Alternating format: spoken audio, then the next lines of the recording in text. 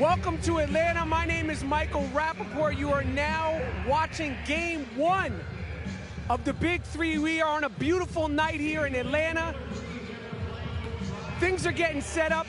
Tonight, I'm serving up my brand of unprecedented access. Smash mouth sideline reporting from the Big Three Facebook Live. I will be taking all your questions all night long. We could talk Big Three, we could talk basketball, we could talk love, we could talk hip-hop, we could talk romance, whatever you want to do, whatever you want to ask me, hit me up on Facebook Live. My brand of unprecedented access. Let's get out here and see what's going on with the fellas. Dante Jones. How are you, my friend? I have unprecedented access. The smiler, Dante Jones. Listen, you guys are in the playoffs. Playoffs start next week. That's right. You're playing for pride today. You're playing for consistency. What are you going to do to pull out this victory? Just play hard. We pride ourselves on the defensive end, so just try to stay with our cohesive defense and just play hard and compete. Now, your guy DeMar's out today. How's that going to affect your team? Man, we down one man, but somebody got to step up and take his place, and that's what the teamwork is all about. All right, I see you plank before the games. What's the longest you could plank? 5 minutes. All right, that's pretty good. All right, I can't do 5 minutes. I can't do a lot of things for 5 minutes. Dante Jones, unprecedented access out here. Baron Davis is right there. Meta World Peace. Wait, Ron Artest Meta World Peace this week. My name is Meta World Peace. I changed my name for the Big Three as Ron Artest, but on my license, my passport, my AAA, and my Whole Foods card, my debit card, my discount cards, it's Meta World Peace. But so you're a Whole Foods guy? I'm a Ralph's, Whole Foods, a little bit of everything. Do you do your shopping?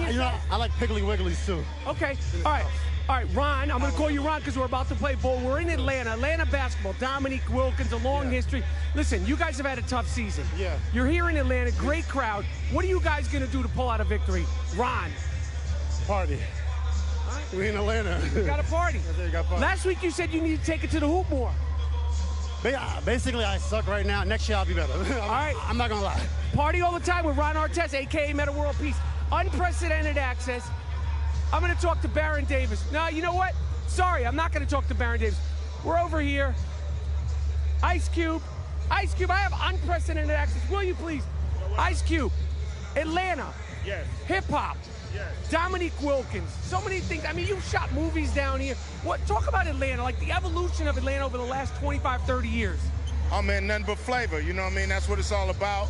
Atlanta displays a lot of flavor, a lot of pride in the South. And the action that they got going on down here. They do it all down here. So I've always loved Atlanta. Atlanta's always shown me love, and that's why we had to bring the Big Three here. Probably the most iconic Atlanta Hawk of all time, Dominique Wilkins. Speak on the human highlight film. Oh, man, he was, to me, for a while he was right up there with Jordan as far as spectacular plays. He was mentioned in the same breath as some of the great dunkers and highlighters and people that really make the game exciting. And he was a guy that really made the game exciting. He's mystical with it. Absolutely. All right, Cube, this is it. We're setting it off. Next week, the playoffs start. I'm giving it to Brian. I'm giving it to Jimmy. Unprecedented access with one of the founders, Ice Cube. Jimmy, what do you got? We got a lot as we kick things off of week 8 of the Big Three, and we've got 3's company taking on the Killer 3's from Infinite Energy Arena here in Atlanta as we take a look at the standings. Big game here for 3's company, and they want to move up. Listen, if they can win and some of these guys lose, you can find themselves as the #1 seed heading into the playoffs. Hello, everyone. I'm Brian Custer alongside my partner Jim Jackson, and welcome to the regular season finale of the Big Three. And Jim, tonight is huge because it is all about the standings and the seeds, especially with the playoffs tipping off next week in Dallas. Well, here's the thing. Power sits in pole position right now as the #1 seed. But a lot of scenarios could happen. If teams lose, teams jockey for position. Yes, the 4 teams are already in, but the positioning and the seeding is not locked. So it means a lot for these games for these teams to win. My thing, handle your business. You win, you take care of your business. But also on the line, scoring title. Yeah. Corey Maggette holds a slight lead with David Hawkins and Ricky Davis. The rebounding title. you know, that is also in the balance. So we have a lot of things riding in the last regular season game. Let's get right to the rosters here. The Killer 3's and 3's company. No Baron Davis. He says he's hoping to be back for Dallas in the playoffs, but they have been led by Andre Emmett. Emmett has been spectacular. In fact, he was player of the week back-to-back weeks. And then for the Killer 3's, Steven Jackson, Ron Artest, Alan Anderson, and Charles Oakley is the coach. Michael Cooper is your coach for 3's company. Here's Oakley. Alan Anderson, Steven Jackson, Killer 3's in the black. 3's company in the gray. The orange trim.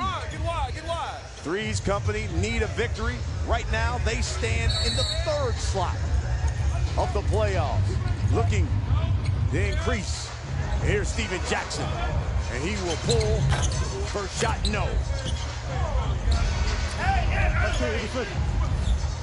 You know, Brian, this also gives you more continuity if you're 3's company. You're 2 losses going into the tournament or the playoffs. Anybody can win. Right now, Emmett is being able to get to the basket a lot easier, Andre Emmett. But here's the thing.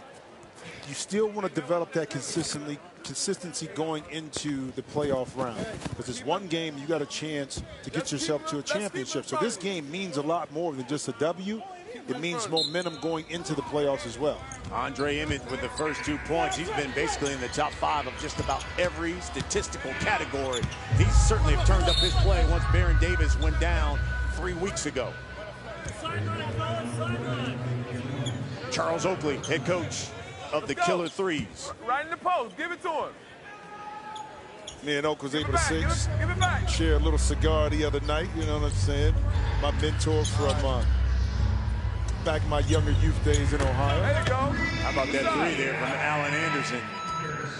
Well, here's the thing too, Brian. You've been around a lot of games, a lot of teams, a lot of sports.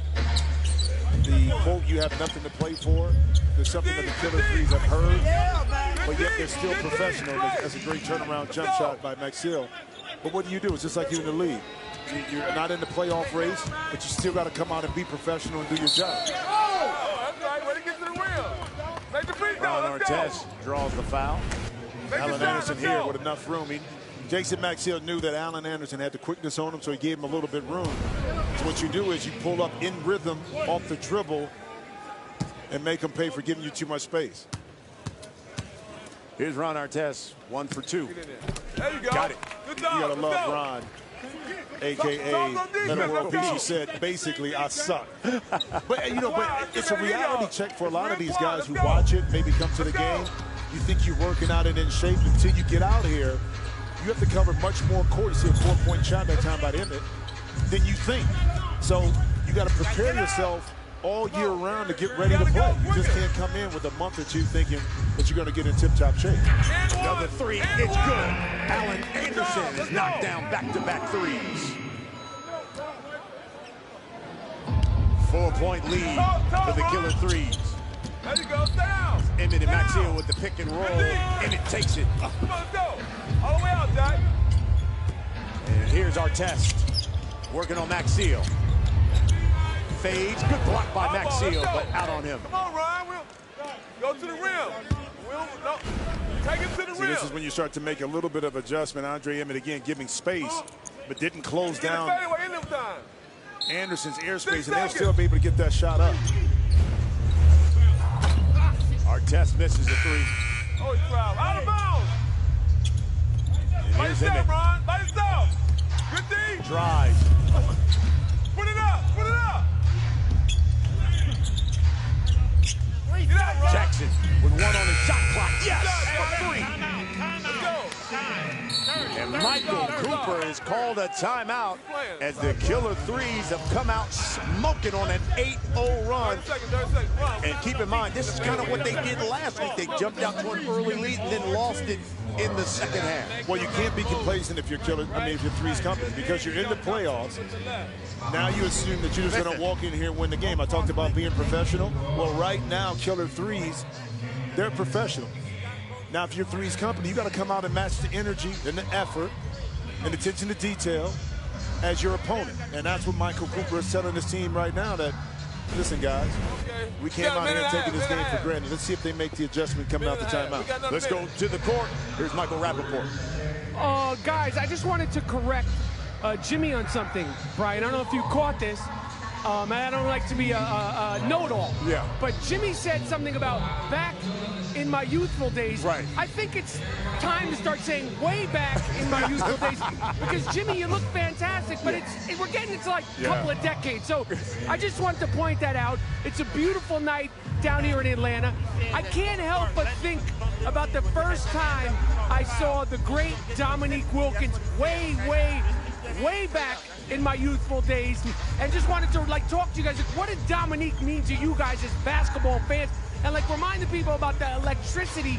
And you see people do all kinds of dunk contests, Instagram, but to this day, there's things that Dominique did that nobody has ever done. You're right. Let me tell you something. When you want to talk about one of the great ferocious dunkers, highlight reel type dunkers, Dominique Wilkins. And I'm happy that Rap pointed that out. Yeah. Back in the day. That point of clarification for you. Back in the day. Wait. First of all, how old are you? Okay. Second of all, Mike is old too, so don't get mad, because I don't have a beer belly like some people. Right. Okay, Mike. Third, Dominique, I had the pleasure of playing against Dominique in the Omni. Wow. The old school. Yeah. With Doc Rivers and Kevin Willis and all of that. And it was something about the way he attacked the rim that made you just want to get out the way. Always underrated because he wasn't a prolific jump shooter or ball handler, but his ability to get down the court and highlight reels and then alley-oops, and then, of course, I think he elevated the dunk contest with some of the things, the 360s, the behind the back. Dominique himself was a highlight film waiting to happen. Unbelievable. And when you just said the Omni and all that, I'm old. I was way back in the day. Here's the steal by Artest. Ball rims out. And Andre Emmett now. Make him shoot the jumper. Drives the baseline, hesitates, goes in. That's a good power move. But it was a hesitation, but it was that right shoulder that pushed Allen Anderson back. He got it, Andre Emmett, right in his chest, and that created that space and separation to get that shot up inside. Anderson finally misses a three. Here's Dante Jones now. Inside to Maxio. Alley-oop. Yes! And how about the read that time by Jason Maxfield? The pick and roll, the switch. He slipped immediate to the other side of the basket. How about the pass by Dante Jones that led him to an easy basket? 3-point lead now for the Killer Threes. Mike James getting ready to check in for the Killer Threes. This is Steven Action Jackson. Nothing but net.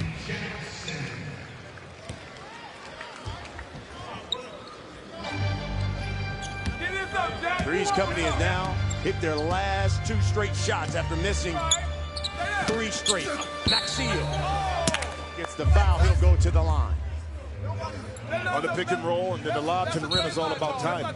And the thing you don't want to do is throw it too soon. You want to create opportunity. So now Maxfield can just catch and finish.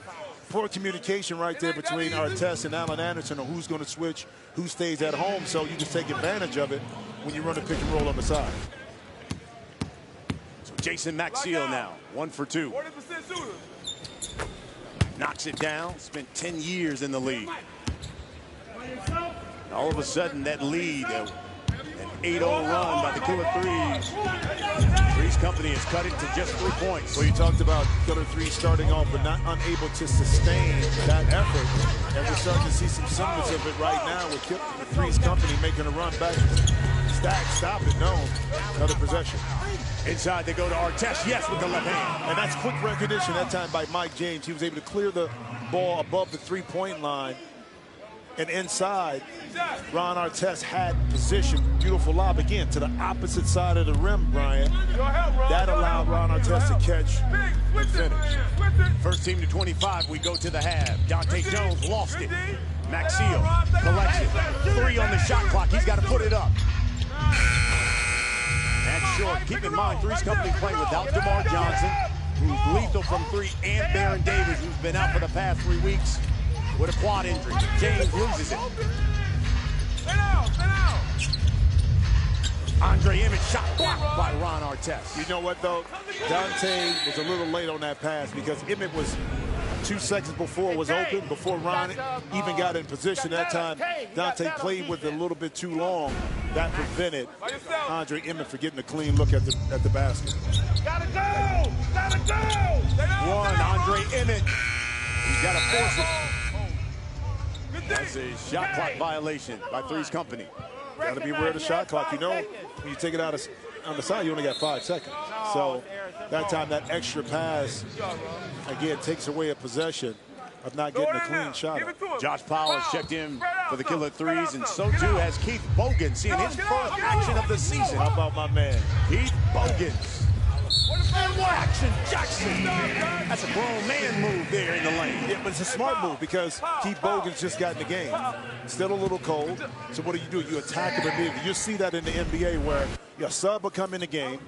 Immediately you want to attack him and force him to play defense. And Stack knew exactly what he wanted to do. Put Bogans on his heels, put him on his shoulder, force him to have to guard now.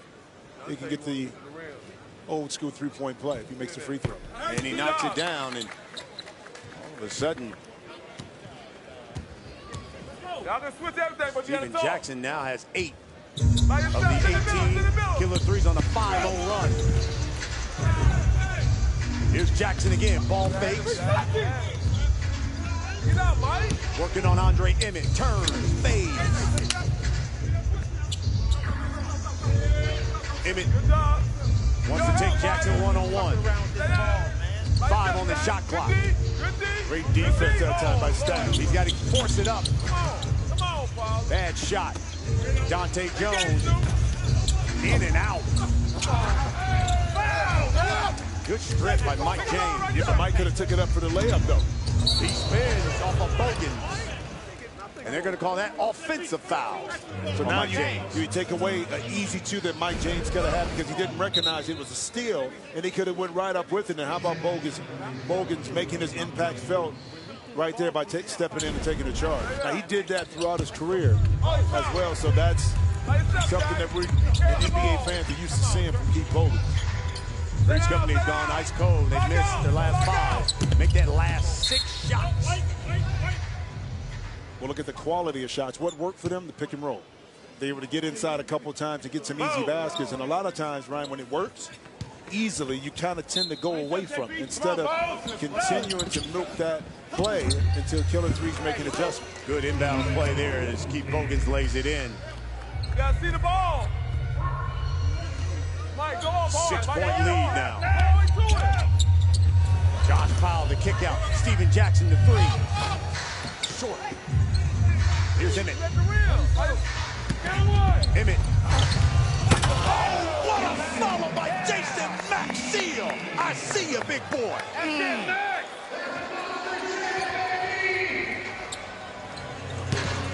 That's a break by Mike James. Emmett could have put it right up again. You got to know when it's not a shot that touches the rim. And now you give yourself a 15, 18-foot shot instead of a layup. It doesn't seem like it's a lot, but that's a possession right there that you want to take advantage of. Steven Jackson for 4.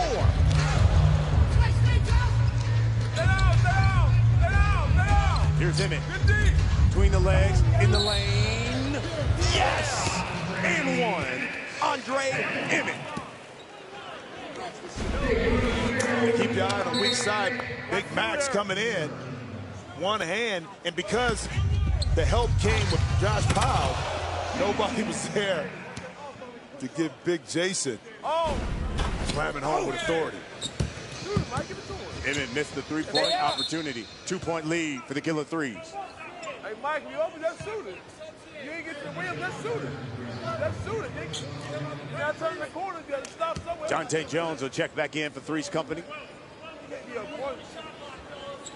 You can't be a tall guy with dribble, you better guard.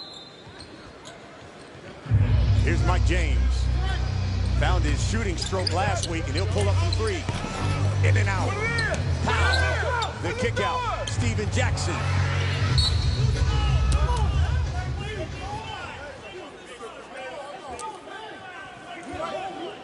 They call that loose ball foul. Josh Powell, and Charles Oakley is upset. He wanted Powell to take that right up when he got the offensive rebound. Max, step out. Look at that look. He's just like week in and week out. Why?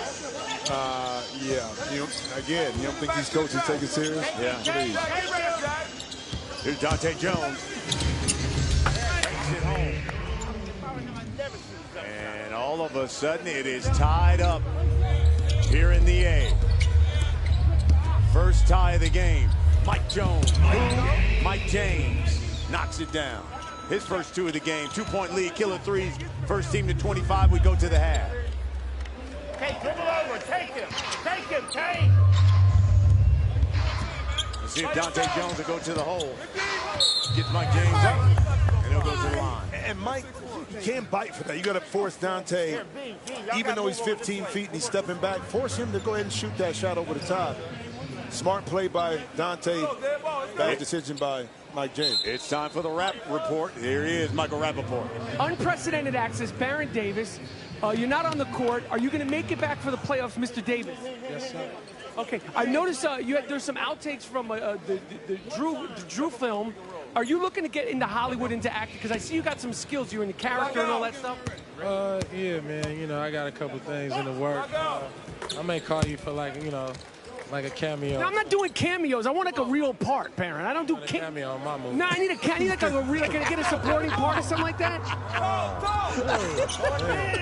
That's my agent. What are you thinking about your team today? You're out. You're not on the court. How frustrating is it?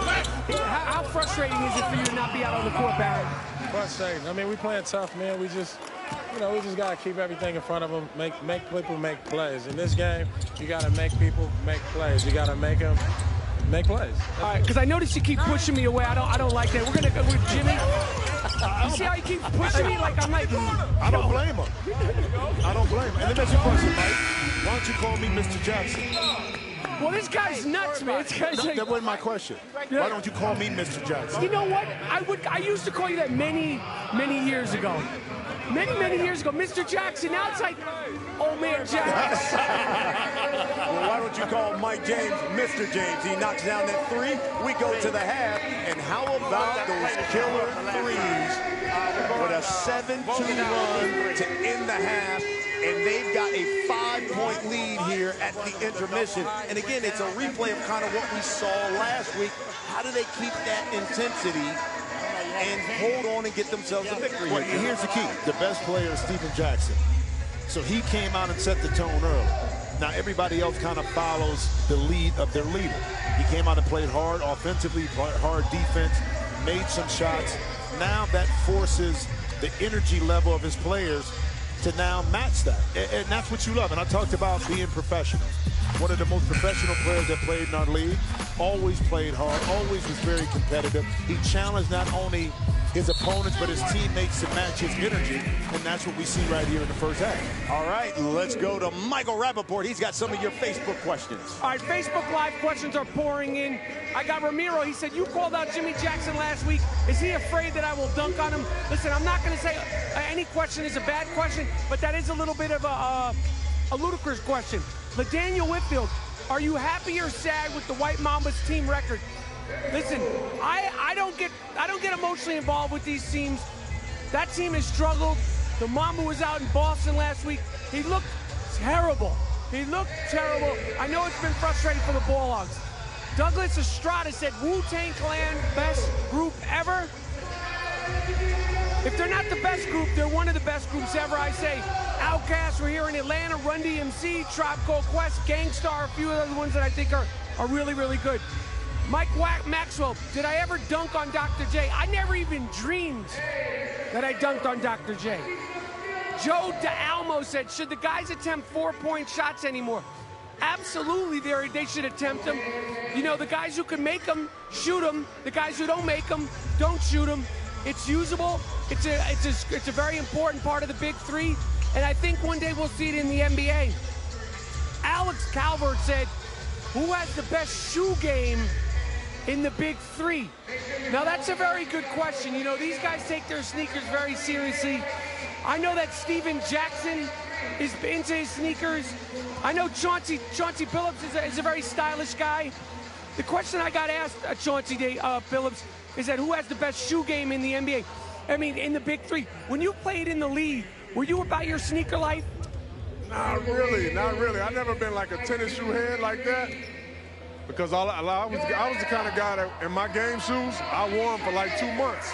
Oh, really? Shoes. Some guys switch up at halftime, one game, 2-3 months. Out of all of the players you played with, who was really about that sneaker life that you can remember that was really serious about it? Rip Hamilton, for sure. Why? What was his deal? I mean, he was with Jordan, so he always wore Jordans that nobody ever seen. You know, he liked that. He liked to bring things out so people ask him or talk about them. But, you know, I just tease him all the time. All right, Chauncey, you're usually dressed to the nines. Tonight you're a little low-key. I mean, you got the Comdigers on. I'm taking it easy. You know, I'm just all black today. You know, we're trying to get a win. My team got the black jerseys on. It's all making sense. Listen, I'm not one to criticize anybody's fashion sense, but usually I'm like, Chauncey, you looking sharp. Today I'm like, Jimmy. Not sharp, Not sharp, huh? No, I'm saying it's casual, like if you're going to get a coffee early in the morning and you don't want to be seen. Don't look at me. I'm going to get a coffee or you're going to get a coffee? Listen, this is my on TV. I know that I'm not sharp, but you set standards. We see you on TV. We see you at the games. First of all, are you custom guy? Do you get your suits custom? Oh, yeah, for sure. For sure. Got to be custom. I mean, if I custom make this body every day in the gym, I got to custom make the suit. Jimmy, Jack, Brian, are you guys custom? Oh, absolutely. Absolutely, no You doubt. gotta be. Yeah, No you doubt. gotta be. I mean, come on. You got to fit right. You know, It's the shirt body. all the way down. Absolutely, especially when I'm in the gym working this thing out. Got to Keep that body right. Exactly. Exactly. Now, if Rap would start working out a little bit more. See, if is the key word. That's it. We're going to talk about the second half here because the Killer Threes have a 5-point lead. Hey, they're shooting like 60% from three, so they're hitting the outside shot. What they got to do here in the second half? Well, continue to do it, but here, 3's company is giving Allen Anderson space, so he's making him pay for it. So if they're going to give you the space, use your jump shot as a weapon to now to get to the basket. Steven Jackson again. You see the space here, so 3's company has to do a better job of closing to a body. If they don't do that, let's see if Killer Threes will continue to attack and beat 3's company from behind the three-point arc. And remember, every Friday night, Facebook will be your exclusive home to the first game of the Big Three. Now, next week, we roll into the Big D, Dallas, baby, for the Big Three semifinals. It all comes your way next Friday, August 17th, live 7 p.m. Eastern, only on Facebook. That's it. That's both of our old stomping ground there, man. Big D, I can't wait, man. I mean, last year we had 15,000 to come out. Great crowd. Now we have, 4 teams really contested in far as the playoff race, and Big D has always been great from a sports perspective. Always enjoy my time when I go back. There he is. Here's Dante Jones. Good play. Off the pitch. Open three. Missed it. And now the one thing you heard Baron Davis tell Mike is this league is all about creating plays as Allen Anderson knocks down another one. It seems like the creativity is off for 3's company since he's been out. Well, because you got that's a playmaker. And that was one of the problems with the Killer Threes as well, is that not having that playmaker out front, that slowed, I think, the momentum of the offense down a little bit more. You know what I mean? And you see that happen here with 3's company because Barron created so much off the dribble, forced teams to have to now have all eyes on him. He opened up the driving lanes, pick and roll, three-point shots for his teammates. 11-0 run for the Killer Threes. They've got an 11-point lead of the back-to-back threes here. Air ball on the block by Steven Jackson. Dante Jones has got to force it up. Missed it. This is a huge game for 3's company. Right now, they sit in the 3rd spot in the seedings, trying to move up. Again, you lose this game, does it take you out of the playoff picture? No, but it halts any kind of momentum you have going into the playoff. You want to be playing your best basketball going into the final week, or final 2 weeks of the season. Here's Emmett. Drive, got the runner. Hey, watch my shots, please. Hey, we got to start playing some defense. Emmett now has 8.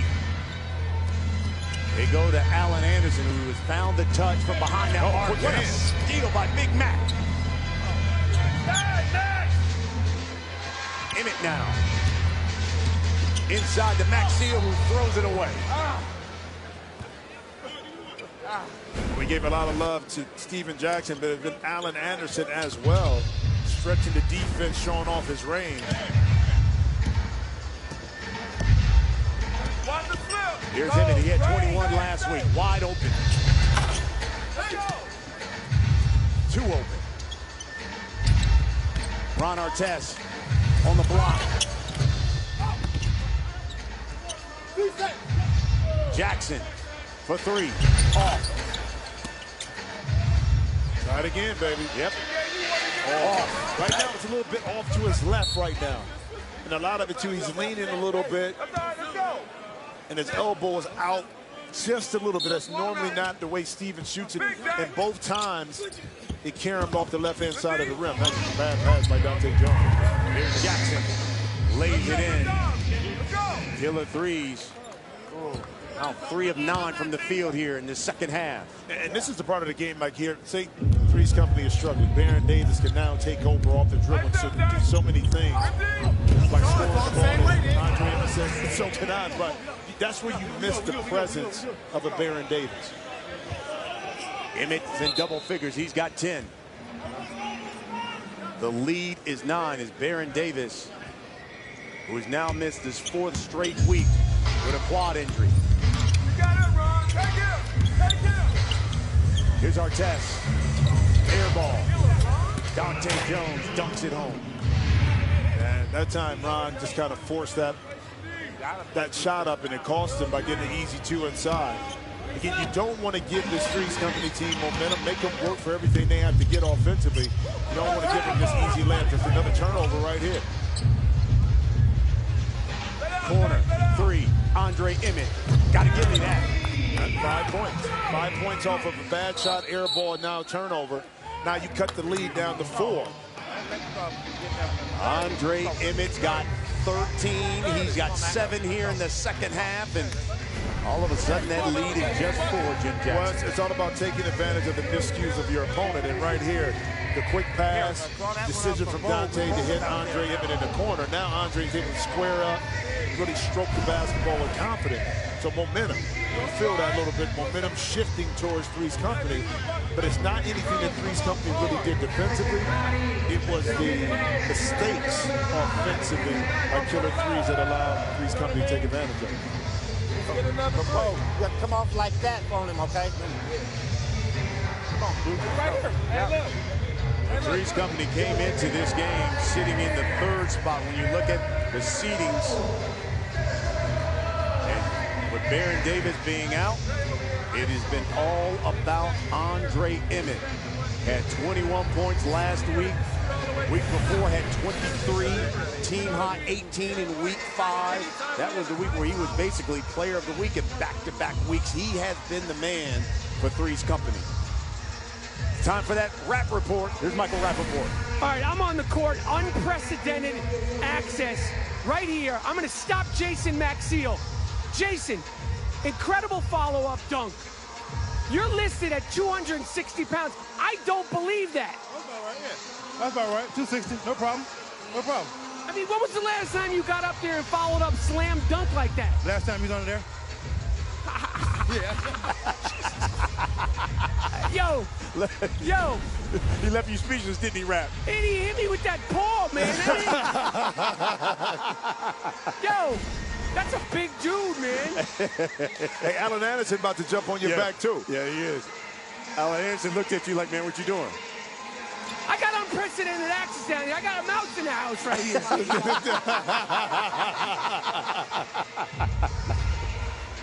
That guy's a nut, isn't he? He is absolutely out of his mind. Here is Allen Anderson now. He brings it in himself. Well, let's see on this possession if Killer 3's can get a high-quality shot. 3 on the shot clock for Steven Jackson. He's got to put it up. He gets the foul on Andre Emmett. And Andre has to be smarter than that.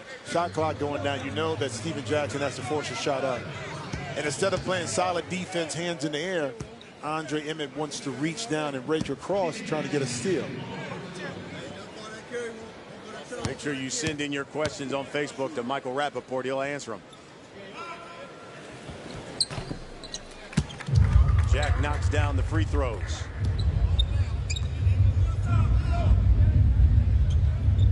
Lead is now 6 for the Killer Threes. Here's Pogans, first shot. Hey! No good from distance. Yeah, but I love the play. There's a little wheel. Go to the opposite. You have a pick screen down for Bogans. It popped out up top, open for a shot. That's all you can ask. Did the play get you the shot you wanted? Yes. Did it go in? No, but it got you what you wanted. Watch it. Coming down, little back screen, down screen. Confusion on the part of Killer Threes in regards to who's going to switch out. Fortunately for them, Bogans didn't knock in the shot. See if they get another opportunity. Threes company, 3 of 7 so far here in the second half, make it 4 of 8. Now shooting 50% as Andre Emmett is starting to get warm. The lead is 4. Yeah, but Brian, they got to a spot right there at the free throw line. A little hesitation, step back to the side. Emmett's got 15. Well, we shouldn't be surprised that Andre Emmett has gotten hot. We've seen it all season long, especially with the absence of Baron Davis, able to put it on the deck and score. Put a runner inside, then the jump shot as well. Multiple ways he can beat you, makes it tough on the defender to have to stay in front of him. He's got his season average of 15 right now. Said week 4 was when it all changed for him. Baron Davis went down, and he knew the scoring punch, and the offense had to go through him. Steven Jackson flies through the air and lays it in with the left hand. And like Dante Jones got the bad end of the stick on that one. With Steven Jackson able to pick the ball off the ground and finish. And a little blood right here coming out the nose of Dante Jones. Jackson's got a game-high 17. 9 have come here in the second half as Dante Jones will go to the bench. Just take a look at the end of the play right here. Jackson's right arm, forearm / elbow. You know, accidentally, wasn't done on purpose. More of a brace for the impact from Dante Jones, and that time just caught him square in the nose. Jack try to complete the three-point play. Rolls in, he's got 18. And yeah, right there, just coming down. Again, a clean play, a tough play. You hate to be on the receiving end of that elbow, but that's basketball. Here's Dante Jones. He'll go back to the dressing room, get that taken care of. Yeah, now Dante out of the game, it shortens your bench. Try to make a run here in the last, which was already shortened with DeMar Johnson out, Barron out, Josh Powell. No, Maxfield, yes. A smart play. Recognize it didn't touch the rim. The shot didn't. Jason Maxwell immediately gathered himself and went right back up and got a hard-earned 2 points. You're asking where's DeMar Johnson? Suffered a meniscus injury working out this past week, and Josh Powell banks it home. And you hate to see that for DeMar, playing so well the last few weeks, going into the playoffs. A meniscus, you can play with it, but it will bother you in your lateral movement and poor defense. And again, the communication at times with the pick and roll by Killer Threes hasn't been there. That's why I say Threes company should continue to run that play, because Killer Threes haven't found a solution to stop it as of yet. First team to 50 wins it. Here's Allen Anderson. Fade. Yes! Allen Anderson. He's got 12. Back at him, Emmett. Back at him. Go right back at him. Killer Threes 8 points away from victory. Emmett got it. Andre Emmett has got 18. Oh, this one's going to go down to the wire. Again, I think this too for our fans, where the 4-point shot becomes critical at the end of the game. You may be down, and that's a foul right there that didn't get called on Allen Anderson, but that could come into play if you're a team that's down late in the game to be able to utilize that as a weapon. Mike James, a check back in for the Killer Threes. Max, what you got? Double leg, go there. Y'all looking for Bo.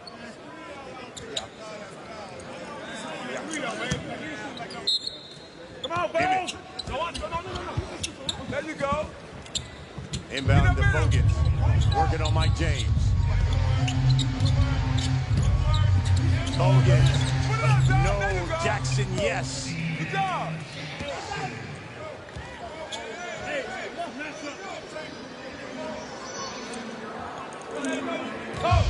Jackson now with 20 points. Game high score. Here's Andre Emmett. Inside to Maxio.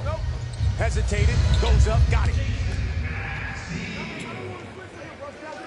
4-point lead, Killer 3's. First team to 50 wins it, win by 2. Get up, Max! Get up! Get up! Jackson, he's got Maxio. He will pull up short, but there's the foul, Maxio. It's just 2. No. 4. I got it. Jason Maxio getting the pick and roll. Been a benefit. Didn't like the first shot. Pivot. Nice little touch inside. Steven Jackson at the free throw line.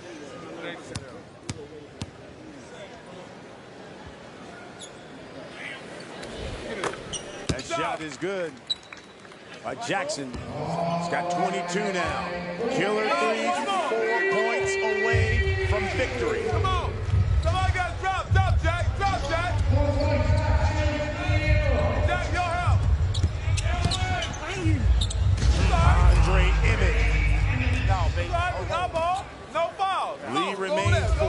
And that time it was not really good one-on-one defense from Allen Anderson, but where's the help on the weak side to take away that driving lane? Almost another steal right here by the quick hands of big Jason Maxio.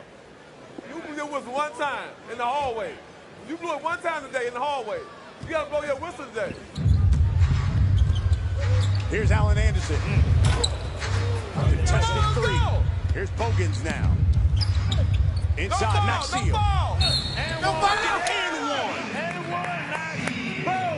With the opportunity to cut the lead Timeout now if you want it. to just a point. It's all about decision making. Bad shot. Forced three-point shot by Allen Anderson. Now you get a mismatch inside. And 3's company takes advantage of it by not shooting a bailout jump shot. They went inside. Again, decision making in late game situations. That's where you do miss a point guard. To be able to get your team in a situation now that at least you get a high-quality shot up. Whether you make it or not, sometimes that's out of control, but you want to get that high-quality shot. 2-point lead for the Killer 3's. It's time for the Rap Report. All right, unprecedented access. I got LaDaniel Whitfield asked me as an unprecedented access interviewer, do you have a favorite team in the Big 3? LaDaniel, I'm fair but firm. I cannot say I have a favorite team. I love all the teams. Right now, I think Tri-State is the team to beat. 3's company was rocking and rolling. They've been dipping and diving a little bit. This game's been a little bit tougher than I thought it would be. But I can't pick a favorite team. I'm a sideline reporter. I love all the teams. T. Givens, he said, who is my favorite player to interview during the Big 3? There's so many personalities. Baron Davis is great. Big Baby Davis is great because I never know what he's going to say. The coaches are fantastic. Oakley's great. Julius Erving, and of course, Gary Payton. Scalabrini's one of my favorites. And I'd say Cuttino Mobley's the person I dislike the most. Whenever I feel like I have to talk, whenever I'm told I have to talk to Cuttino Mobley, I get a bad feeling in my stomach. Finally, James Wilson said, how many four-pointers will be made tonight? James, I have unprecedented access, but I'm not a fortune teller, my friend. When the four-point shot needs to be made, it will be made. You guys, personality-wise, who's your favorite players to talk to before games, after games, during games? Well, you're right. I mean, there's a number of guys who I thoroughly enjoy.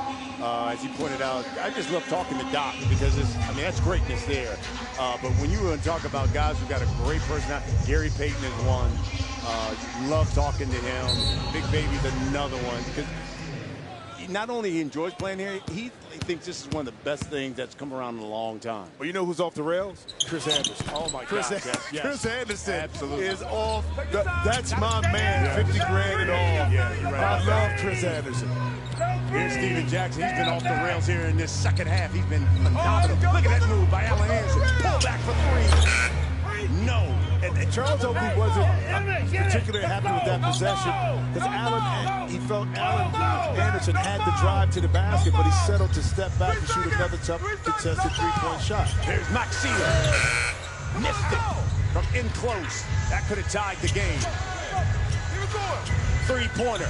Jackson. Yes! Big three by Steven Jackson. Killer threes are a point away from victory. Now think about this. You got to win by 2.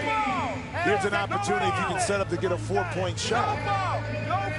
Okay? To get 48 points and force this into a couple more possessions. But they haven't shown the ability, 3's company, to get a stop consistently. That would be part of my strategy. Jackson's got 25. And nearly came up with a steal. And this is one of the shots Oak didn't want, but loved that it went in. 6 seconds. 6 seconds. 6 seconds. I'll do both jobs. They ain't doing nothing. No foul. Here, Oakley said, look, there should be 6 seconds on that shot clock.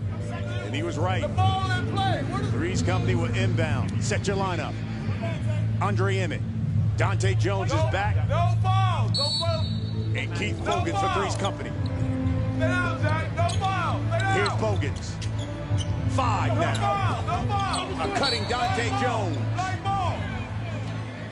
Knocked away by Steven Jackson. Let's go. No, look at it for what? And it went off of Dante Jones. So turnover.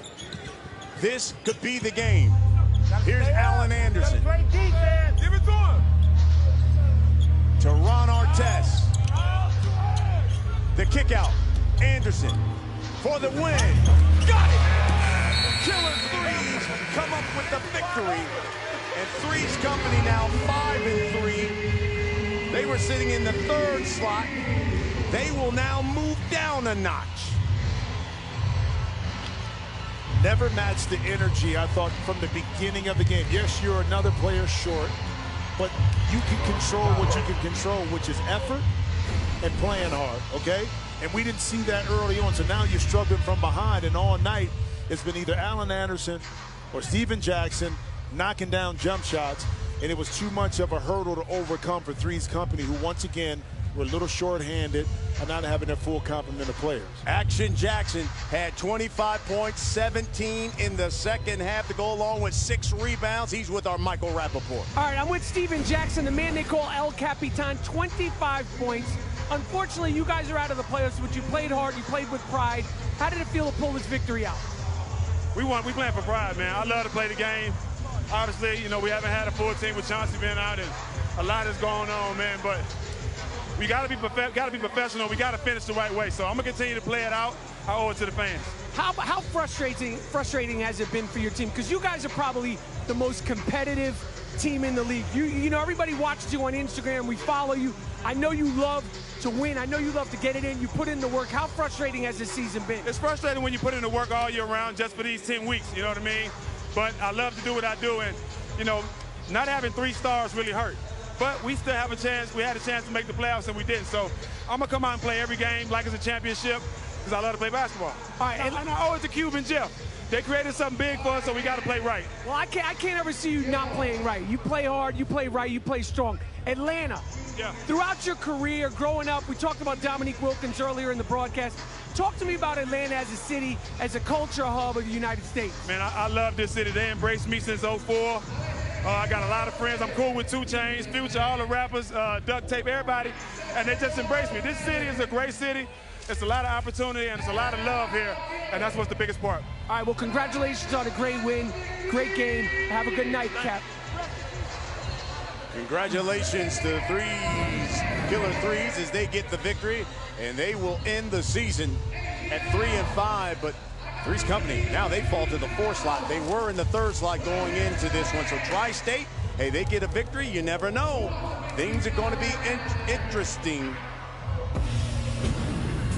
Steven Jackson, he had 25 to lead the Killer 3's. We will kick things up on FS1 at the top of the hour.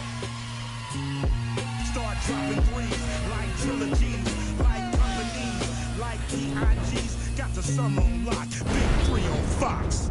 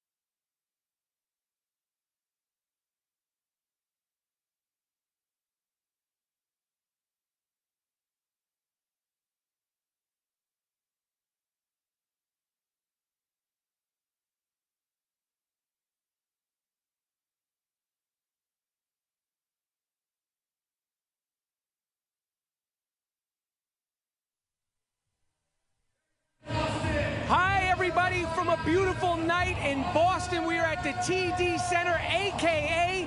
the house that Brian Scalabrine built. I am going to be taking questions all night long on Facebook. I have unprecedented access. It is a beautiful night here. The crowd is filling in. I'm excited. Playoff implications. Pride is on the line. We're going to talk Brian Scalabrine, the White Mamba. Let's find him. He's over here somewhere. They call this the house that the Mamba built. Mamba! Hey, Mamba! Hey, Mamba! How are you? Brian Scalabrine, we're at the TD Center, a.k.a. the house that Brian Scalabrine built. First of all, in all seriousness, what does Boston mean to you? What does it mean to be playing once again in front of these fans? Yeah, I don't know. It might be my last game ever to play here. I come here every day for work, but these fans have always been great to me, so it means a lot. Plus the fact that my son, who was born after I left, never seen me play in this building. Okay, so your son never saw you play in this building, so we really, really want to try to avoid embarrassment tonight. We really want to try to avoid embarrassment. Okay, now more importantly, I've been in town 2 days. You said when you No way. No way. Why can't you take me out to a proper meal when I come to Boston? You can't, you have to text me and let me know. I'm already here. You're from out of town. Yo, I landed. How do you not do that? Everybody knows that when a friend comes to town, I just landed. What's up for tonight? Just you know what? Focus on trying not to embarrass yourself. It's not true. Please, don't focus on it. Focus on me. Focus on me. We're going to go over here and talk to Kenyon Martin, one of my favorite players. My guy Kmart, looking lean and mean. You've been injured. Your team has been suffering. Pride is on the line. How frustrating has it been to sit there and watch your Trilogy team suffer this season? Frustrating is an understatement. But just part of sports, man. Got off to a rough start, had a chance to bounce back and then go our way, but I'm saying we're going to fight. I'm saying we're going to keep fighting. Now, when you were with the Nets, you had some battles with the Celtics. What is your fondest memory about playing in Boston when you played? Sweeping them in this building. Rough, rugged, and raw with my man Kmart. You're looking lean and mean. Come over here. Let's see what else is going on. Rick Barry. Rick Barry's over here. Rick Barry. The great Rick Barry. Hi, Brian. Oh, that's right. You're not Brian. You know they call this the house that Scalabrine built. Who does? A couple of people, and his family members. Let me ask you a question. In your career, you had battles in the old Boston Garden. What was that place really like, Rick? It was a rat hole. Was it really? Oh, there was rats running up on the things in the locker room. They would actually sometimes leave the windows open so it'd be like a meat locker frozen to death, or they close it and put the heat up so it'd be like a sauna bath. It was horrible. What was the most you put up versus the Celtics in your career? I don't remember, to be honest. 50, 60? I would hope that I got 50 sometime against them. and in all your years playing against the Celtics, who was the most competitive Celtic that you had to deal with while you played? Oh, all the Celtics are very competitive. I have such great respect. A dear friend of mine now is Sam Jones. Obviously, Havlicek, who I have great respect for. And Bill Russell, of course, you know, the greatest defensive center in the history of the game. I remember, though, we played a game in Fresno, California against Bill Russell, because he was very, very cerebral. And I know when I made a steal and he was under the basket when he made a pass and I stole it, and he's waiting for me. And I said, the last thing he's going to expect me to do is dunk. And I actually went up and dunked the ball. He never left the floor because I outsmarted him. I always tell him about that because it was just the idea that it was a cerebral thing that I actually tricked him. All right, we'll try to get this win tonight. I just got word that 50 points in 1967. Rick Barry had 50 points in the old Boston Garden. Good luck tonight, Rick. All right, Brian, Jimmy, you do what you do, I do what I do. The stage, the cameras, the lights, the ball, it's now all yours, fellas. Michael Rappaport, thank you very much. Yes, we are at the TD Garden here in Boston in the first game of the night. Trilogy taking on the Ball Hogs. As we take a look at the Big Three standings, and he's right, you got two teams here really playing for pride. Ball Hogs, Trilogy, along with the Ghost Ballers, all at the bottom of the league at 1-5. It is week 7 of the Big Three. Brian Custer alongside my partner, the All-American Jim Jackson. And, you know, Jim, crucial night here tonight because two teams can clinch playoff spots tonight. And really with this game here, it is all about pride with these two teams. Well, two spots are open, playoffs. Guys want to get in and be able to play next week. Atlanta, but then go to Dallas for the playoff. But this game is all about pride between the Ball Hogs and Trilogy. Trilogy won it last year. They were the bullies of the league. Things didn't work out, but you still have to play. Ball Hogs still trying to search for some kind of meeting. You win the game, you play next week, you walk out of here with a little bit of pride. Let's take a look at the lineups here for both of these squads here. And listen, for Trilogy, no Al Harrington. He's out with the knee. He's not going to be playing. So Rick Mahorn, well, they've got Al Thornton in, but Deion Glover, James White, and Rashad McCants will start things off. And for the Ball Hogs, Deshaun Stevenson, Andre Owens, and of course the White Mamba, Brian Scalabrine, who's very popular back here in Boston. And it's the McCants, Deshaun Stevenson matchup you want to watch because it should be quite a good one. Well, it should, and also Kenyon Martin, when you heard Michael Rappaport see Andre Owens being aggressive early, so they're going to play hard. And where you play hard the most is on the defensive end. So let's see if that really transfers over, that effort, that pride, not to just the offensive end, but see if Trilogy can get consistent stops on the defensive end. And right in the post, they go to Rashad McCants, knocked away by Deshaun Stevenson. And here's Owens driving the baseline, but he looks like he stepped out. Oh, we got the ref. Good one, Glove. Yeah, man. All year, you know that? Glover will inbound. Off his hands. Come on now, go to the ball. There's the head coach of Trilogy, Rick Mahorn. Direct the glove right there. Pride of Hampton University. That's right. A little frustrating for him this year. Yes, I mean, it is. It really was. I mean, we got so accustomed in waiting to see a post game, the bow in the center of the court from Trilogy. Rick was able to manipulate his lineup to make it work. But this year was a different story. Teams got better. Teams got more competitive. As a result, the Ball Hogs tapped it in. Trilogy wasn't able to make the adjustments, and plus, for the most part, Kenyon Martin has been out as well. James White will bring it in for Trilogy. And they go to Deion Glover. Fades, knocks it down.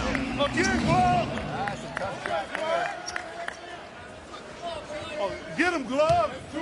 Get him, Glove. Both of these teams come in 1-5. By yourself. And to your point, Jim, Rick Mahorn even told me before the game, he said, listen, we gave up that game in Miami to Power.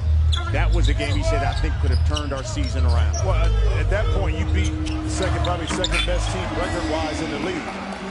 And not that these guys need confidence, but you win that game, it puts you in a different light, a different category.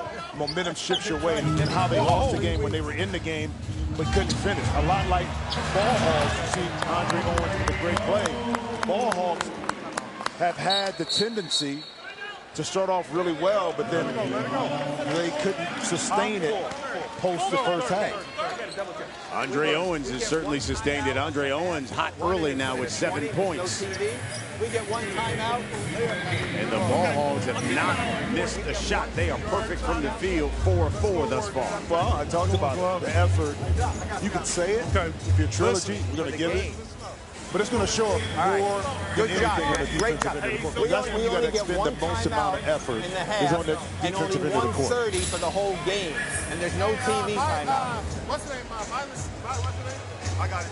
Myers. He's scared of Good job. You know he's going to fall. Great job. Let's go to the third man. Our third man on the broadcast team, Michael Rappaport. Well, I'm happy to be here on a Friday night.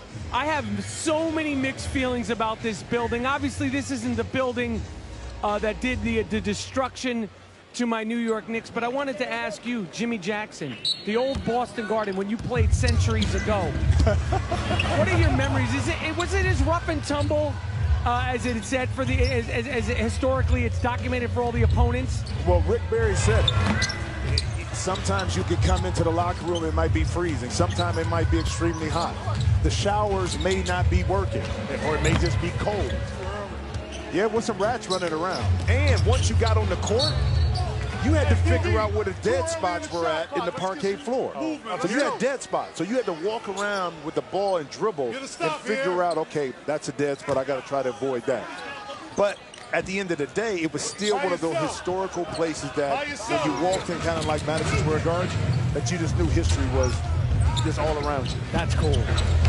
Stevenson misses the drive. Here's James White. They go to Rashad McCants. He turns, lays it in. Rashad McCants. Beautiful move that time. Just low post position. When he gets it that low, and he's determined to go and doesn't think about it, it's really nothing you can do unless you're going to double team. And a lot of times the double team can't get there quick enough. Here's Owens. Jab step. Spins. Lays it in. Oh, tricky Andre Owens. Oh, nice setup. But it was all because of the hard dribble with the left hand to the middle. Byers had to jump on it. And immediately, Andre Owens knew what he wanted to do with that spin move. That shot too strong by James White.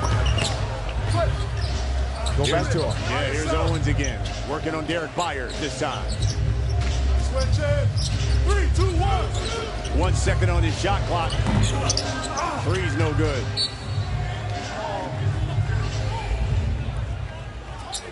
Good. Let's go. We need to stop now. 7-point lead. You know, Brian, what'll be interesting to see is, again, both of these teams still have another game to go. But next year, the philosophy, once they get to the combine and draft, how they kind of retool their teams a little bit more, because this is the second year that Ball Hogs has been unsuccessful in regards to really making it to the playoffs. So now you got to start to think a little bit more about how we draft, who we bring in. Same thing with Trilogy. Trilogy kind of stayed pat. That didn't work. So what's the philosophy, the mindset going into the offseason, into next year's combine and draft? He's setting the pick.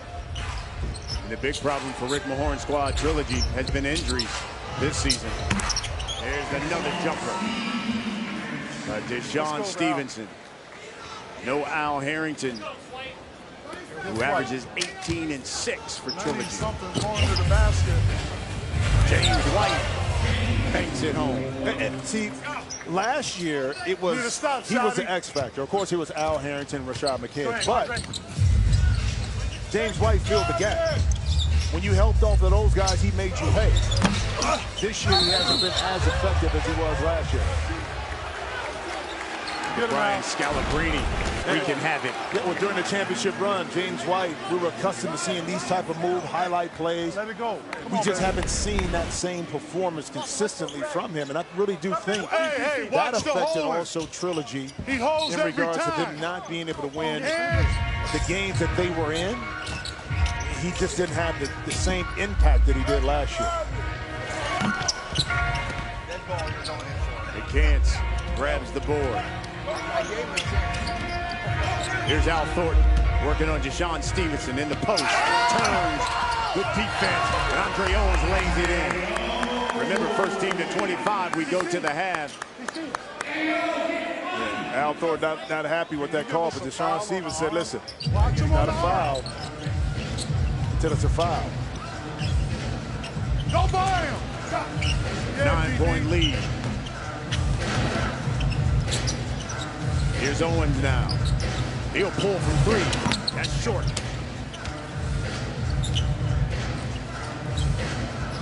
Derek Byers, 18-footer, rattles in. Yeah, just watch him. Watch Scalabrine just holding and flopping. You were 3 feet behind the line. By yourself. By yourself. Pause. That's what. Here's Stevenson. 4 on the shot clock. Goes baseline. Up and under, no. Well, early on, Andre Owens has shown why he's one of the toughest players to guard, why he was the #1 pick in the draft, because he can beat you off the dribble, he gets inside, using that big body, give him enough space, he can make you pay from the perimeter. Again, the beautiful spin move setup and layup. Off to a hot start right now with 12 points. 5 of 8 from the field. Please. Best Reese, talk it out. Yeah, on the jumpers is tough. You got him. I got him. How do you get the point 2? Hey, no foul. Switch. Watch the step in, Al. Hey, give me a bump on this. Yeah, thank you. Next pick. That's the voice of Rick Mahorn, head coach of Trilogy. Shot clock violation by the Ball Hogs. It's all right, man. They only got 2 refs, right? Who knows? Let's go.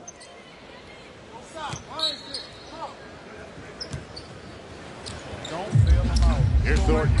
Oh! If you bail him out. Working on Corsley Edwards. Not saying you. Just keep attacking. Hey, Shotty. You see the mindset right now of the players for Trilogy. And Rick Mahorn, he wants him to attack him off the dribble. Don't settle for jump shots. Again, I say the 2-point basket can be your friend because it loosens up the perimeter so you can knock down jump shots like that. Here's the 3 by Thornton. You got to keep in mind, guys don't want to get beat off the dribble, so they're going to give you a little room to work with so you can get to your jump shot. But once you consistently beat your guy off the dribble, help has to come. That's when you get those open shots that are not as contested as they could be. You couldn't see from your angle. This angle, his toe was on the line. Hopefully they have the right angle. Let me get them.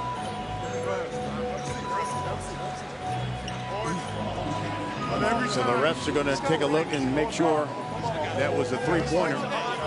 Taking a look or see if his foot was on the line. Don't let up, y'all. Don't let up.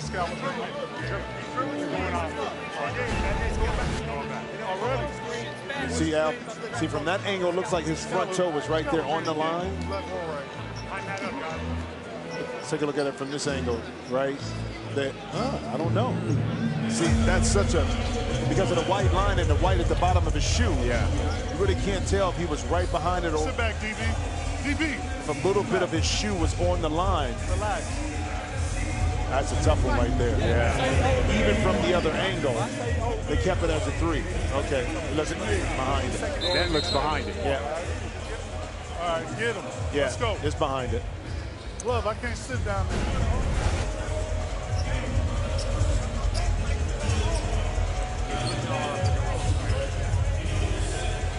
I got hope.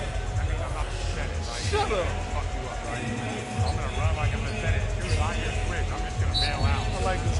Well, best thing about this game on Facebook is Michael Rappaport, who has unprecedented access, has Facebook questions for you. Rapp, what you got?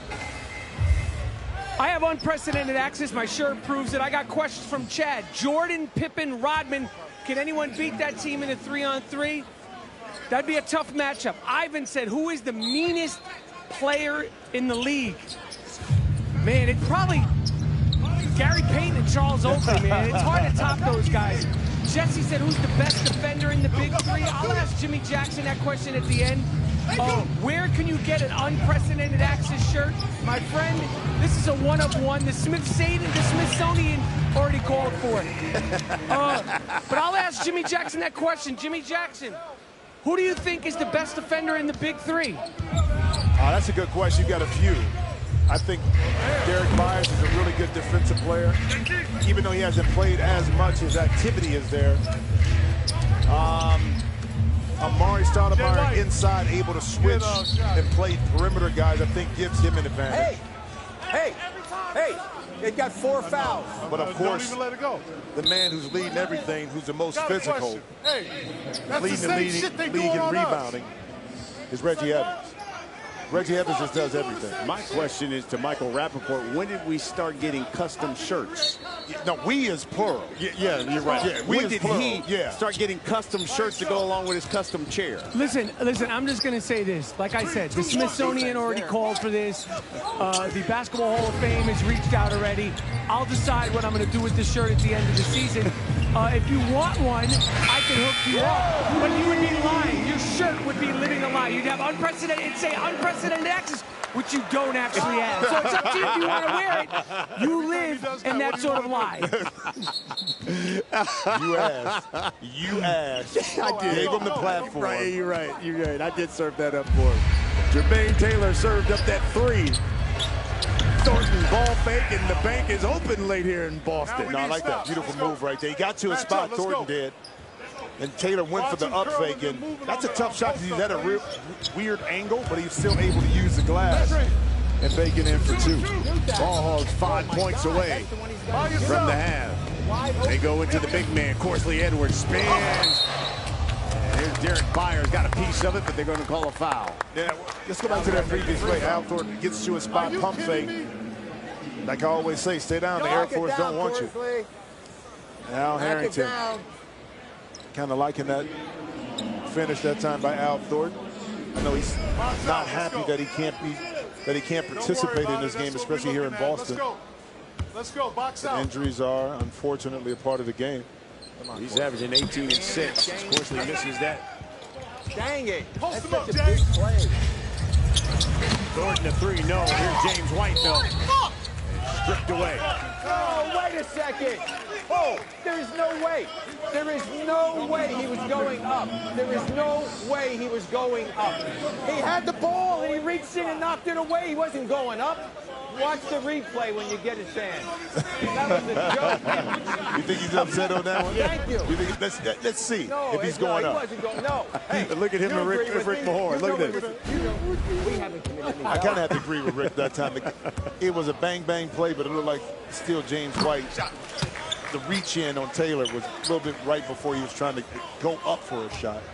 Yeah, but he just gave up. You think, and these coaches, too.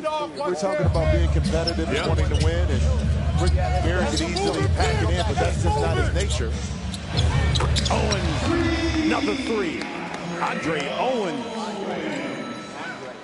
He's got 15. Go right by him, please. Ball Hawks 2 points away from the half. Okay, then come on. Fired. Go ahead and get him. I thought that was pretty good defense that time by Andre Owens, kind of anticipating where Derek Byers wanted to get to. Now, I don't know if his right hand maybe caught the body at the end with a little nudge, but initially I thought it was really good defense. Game high score, Andre Owens will have a seat. Sean Stevenson checks in. Maine Taylor reaches in on James White. But here's the second, it's the second time. No. Now you reach the first time the officials call. Don't really have to. You got James White under control. Now you reach again. Hence, you hadn't made the adjustment. Yeah, right there. Pick up a foul. You had him pretty much under control right there. Rashad McCants to check back in. Give Derek Byers a blow. Here's Thornton. Open 3. Yes. Again, let's run that again. Need to stop. 18-23 now. 5-point lead for the Ball Hogs. Thornton's got 8. Here's Edwards. Shoulder bump. No. That's a bad shot. Thornton, the hot hand drive. Off balance, rolls out. Good job, baby. Don't bail him out. So, I understand. So, if you complain because you said you didn't call any fouls and you call 4 fouls in 2 minutes, all of a sudden you call 4 fouls in 2 minutes? I understand. I understand, but that's 4 fouls in 2 minutes because he complained. Played 4 years. Put it down. 4 seasons there in the league. Get the ball back. Hey, Rick. It's that one to roll in. Same play. Same play. Ow. I don't know if our viewing audience can hear, but what Rick Mahorn wants is the same play in regards to getting Al Thornton on the line or isolation right here with James White. They go back to Thornton. He's got 10. In the lane. Left it short. That's better defense. That time Jermaine Taylor didn't bail Al Thornton out by trying to reach in, and hence takes a tough shot. You get it back out. You knock down a 3 when they're at halftime. Yes, so that 3 sends us to the half. Ball Hogs up 6. Well, Jermaine Taylor playing great 3 defense. minute halftime. Al Thornton didn't really commit on the defensive end to come out and contest the shot. So he was able to dock it in. Now, we've seen this before from the Ball Hogs. You take a nice, sizable lead in the halftime. The question has always been, how do you come out in the second half? Can you sustain that in order to get a W? Well, let's go to the man who's got unprecedented access, Michael Rappaport. All right, plenty of great questions on Facebook. You could ask me questions all night long. Alphonse said, who do I think could suit up from the big 3 in the NBA next season? At Mari Stoudemire, the right situation, I could see Stat back in the league. PJ said, yo, Rappaport, how good would Manu Ginobili be in the big 3? I think Manu Ginobili would be fantastic in the big 3, the big 4, the big 7, or the big 8. Keith said, Did you see this coming from Trilogy? They were playing so well. I don't think anybody saw it. They have been a surprise and a shock. I think last year they were surprised and a shock that they went undefeated. No one would have predicted they would have struggled this much this season, even with the injuries. What's my favorite Ice Cube song? So many, I have to say, Jacket for Beef. When you have unprecedented access, you will cough on air. Tyler said, which of the Celtics' big three would be best in the Big Three league? I mean, I think the classic big three of Bird, McHale, and Robert Parrish, even though they don't have a point guard, I think they would figure it out. And finally, Jacob said, what's been the best part of season 2 of the Big Three? This, man, talking to the fans, unprecedented access, players. You know, the only thing that's been tough is Brian and Jimmy. They're like weights on my back. Like, have you ever traveled like with like an extra carry-on bag? It's like 2 extra carry-on bags. Fellas? You know what? I was going to respond to that. No, you should respond. It deserves a response. We've been carrying Mike the whole time, season. even when he thinks his unprecedented access gets him credibility. Absolutely. When they spell his name wrong, Right. Rappaport. Yep. And last week, they put his name at the bottom of the dressing room list. Yes. So how you like that?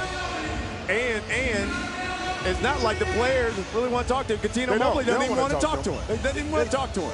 He thinks they do. But I tell you what, my best part about I do love the interaction with the fans in regards to the Facebook product, because there's been some great questions, and which tells me that a lot of people really are not just having it on for background noise, but are paying attention to what's going on with these games.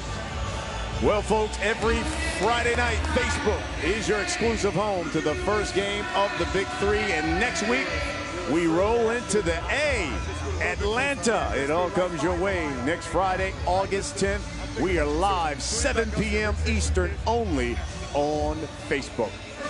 Well, the head coach of the Ball Hogs is the Hall of Famer Rick Barry. And Rick, you go into this second half, your guys are up. Tell me what you like, what you've seen so far in the first half. Well, I liked we were playing great defense in the beginning and had a nice opportunity. We missed that one free throw that really hurt us, but we're taking reasonably good shots, shooting the ball better, and hopefully we've been in this position like 3 times before, 4 times, where we have a lead and all of a sudden we start taking bad shots and we forgot what we did in the first half. So hopefully we'll duplicate the first half and be able to get a victory. Well, I mentioned that early on, Coach. And what did you tell your team at halftime in order to sustain the effort where they're at now and finish this out? Well, I just reminded them of what we've done, blowing these leads, that we have another opportunity to win, and we just have to play smart basketball. And if we do that and take good shots, we'll be fine. Well, I want to ask you this, too. Rick Mahorn seems to be complaining at the referees about getting fouls. Did you? Yeah. Is it your turn in the second half? Yeah, well, wait a second. We had a chance to do it, missed the free throw. They had one. We only had 1 foul. He complained, and within 2 minutes, we had 4 more fouls. So I guess it helps to complain. That's the Hall of Famer, Rick Barry. Thank you, Coach. Here's the White Mamba. Sky. The crowd wants it. He drops it and loses the basketball. That's the kind of stuff that we can't do. Oh, my goodness. Oh, there's this Sean Stevenson for 3. Now, I wonder what his son thought about that display of athleticism and balance right there by Scal. The sad part is all Scal told us was this is the first time my son is actually getting to see me play in this building. And look what he saw. He got a little extended with his pivot foot and wasn't able to maintain his balance. McCann hits the 3. Here's DeJohn Stevenson. Al Thornton grabs the board. 3-point lead here for the Ball Hogs. 5 on the shot clock for James White. White misses that one.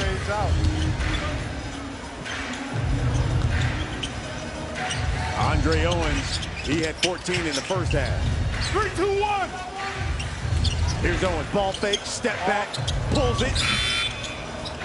McCants snags the board. Again, because now we're not attacking, we're taking Trilogy. bad shots. The three, no. Stevenson wide open. Yes.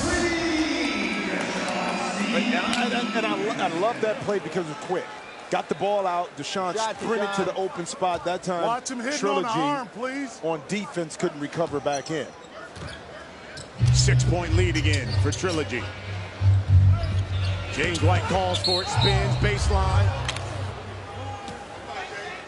Now, we said this is the first time Brian Scalabrini's son has seen him play in his building. Look at him pregame. He even went through his pregame. Look, his son was telling, look, come off the screen, shoot the jumper, Dad. He's telling him. He's telling them what to do. We saw the display when coaches always say, take it from the bench to the floor. Thank you. I didn't see that time, Scal left there, all that instruction on the bench. Rat, I know you were there courtside while that was going on. Scal was working with his son. Well, that was fantastic. You know, that's one of the other things, going back to one of the things about liking the Big Three, watching the players with their sons, Reggie Evans, Junkyard Dog, everybody's got their sons out. Hawk's got their his kids out today. I love that, and the kids are so excited.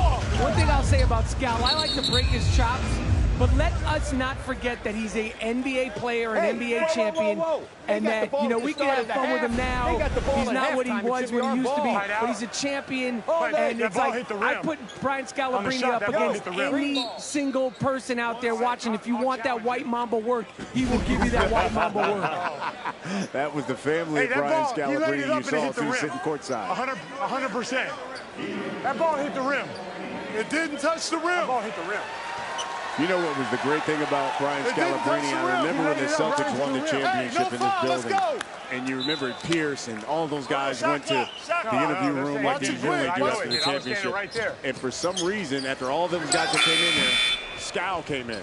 And members of the media were like, why is Brian Scalabrine coming in? And he gave them one of the greatest speeches. He said, listen, I know you guys are looking at me crazy right now because we just won the championship. But 10 years from now, I'm going to be the guy who scored 20.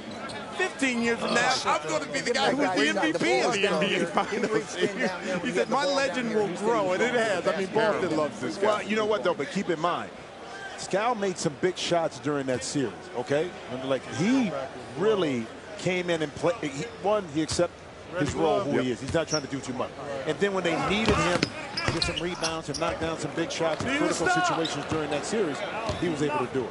Come on, guys. And that's the appreciation part of it. You're right. First team to 50 wins this one. Ball Hogs up 2.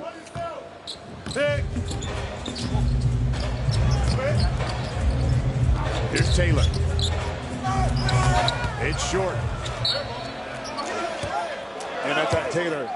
Rashad McCann's got away with tapping the shooting arm, shooting elbow, Jermaine Taylor. It was right there in front of the official, so I can understand why he's upset that a foul was not called. You know, the interesting thing was Rashad McCann said, I love games like this. He said, number one, because I'm going against Deshaun Stevenson. I know how much of a competitor he is. He said, but this is good because you have two teams who are playing for pride, and I'm curious to see who's going to quit. I love it. I mean, I love it because it's easy to fold it in. It's just like during the regular season of football, basketball, baseball, when you're out of the playoff hunt. Are you still professional? Do you still come and do your job?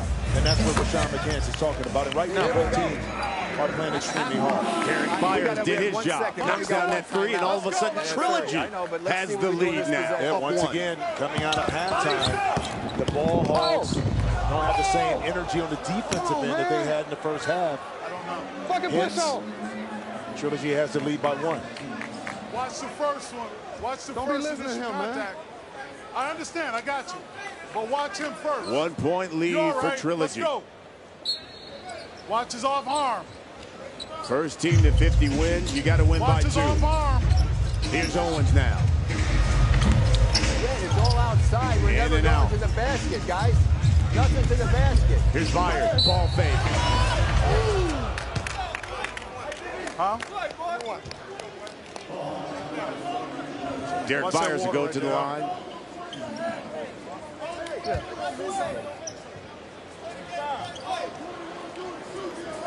Byers is from Memphis. Yeah, I definitely do that. But played his college ball in We're Virginia and Vanderbilt. Spent a season in the NBA. Played with the Spurs. Excuse me. Same old stuff. Four, man. right? It's like deja vu all over again. Had a team high 15 last week. Hey, keep attacking. You know, I really think if Derek They got Byers was, 14. before he came over from 3's company, he was here a little bit early. He could have been a guy because of his energy in those close game situations that could have got a deflection, got a steal, hit a big shot. Hey, weave to in kind of put this Trilogy team back Let's go, weave in attack. on pace to win more games.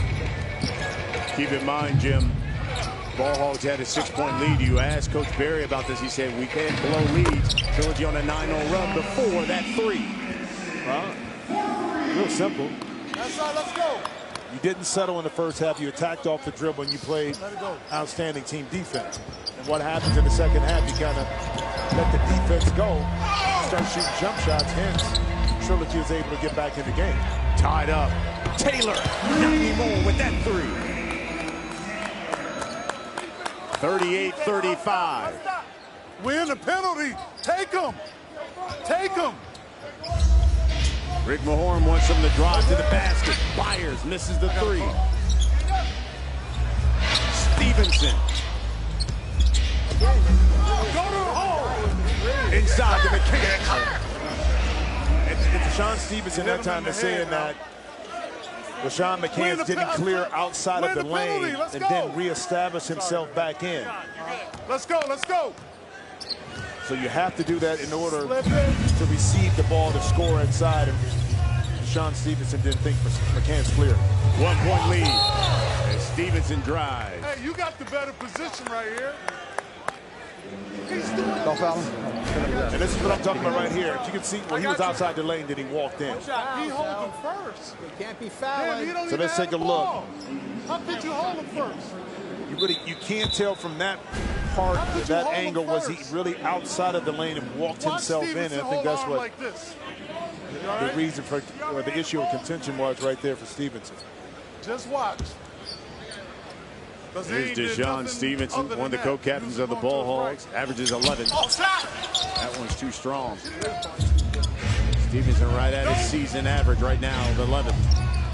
Here's James White, spins. Good block by Andre Owens. Byers, the follow, yes. And he's limping. You all right? Hold on, you all right? 1-point lead for Trilogy. You all right? Hold on. I'm good, I'm good. Let's go. Go through. By yourself, Glove. Stevenson, 3, yes.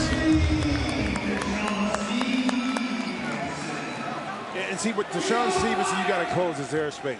James White was there. Let's go. But being there is not good enough. You have to be able to crowd Deshaun Stevenson, make him put it on the deck a little bit. Oh, man, Taylor. All of a sudden, the Ball Hogs now. Just 7 points away from victory. Let's go to Michael Rappaport. All right, I got great questions on Facebook Live. What cities would you want to see the Big Three expand to next season? Let's go back. Let's double up. Let's go to Utah. Let's go to Dallas. Let's go to Houston. We'll go to Madison Square Garden. Madison Square Garden would be ridiculous. Who gave me unprecedented access? D asked that question. D, the game is to be sold, not to be told. Noah said, what's the most important skill set in the Big Three? Is it speed, shooting, physicality? I think all of it. I think the sleeper skill set is the physicality, but basketball is basketball. This is high-level basketball, but I think the physicality is the sleeper skill set. Will said one-on-one. Jimmy Jackson and I play a game to 10. Jimmy Jackson gives me 8 points. Who wins? Back in the days, I would never say that I could beat an NBA player, but all I need to do is score 2 points on Jimmy Jackson. Now, the guy who plays golf 8-9 times a week, games to 10, 8-point lead, I get the ball first. That's easy work, Jimmy. That's easy work. Hey, listen, my man. That's easy work. I will smoke 3 cigars and have a couple of adult beverages. Yeah. And maybe even give you the ball so you can make it take it. and you will not score a bucket. Oh, Jimmy my Jackson, goodness. I'm going to tell you what I'm going to do. What you going to do? I'm taking you to the low post. No, I'm pump faking you. I'm jump hooking you. The game's hold on, over. but why would you think I would go for a pump fake when I know you can't score? Then I'm just going up right there. Whatever. With that 73-inch reach. Fellas.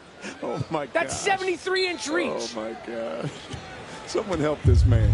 Someone help this man. 4-point lead for the ball hog, Andre Owens. 4 on the shot clock, lost it. Deion Glover missed the bunny. Oh, my. You got to pay attention, guys. If he was paying attention. You know what? Coaches right now would be just frustrated right now if they saw this kind of pump fake from a player. You know, they'll just sit him down. Another layup missed. That's 2 layups by Trilogy right now.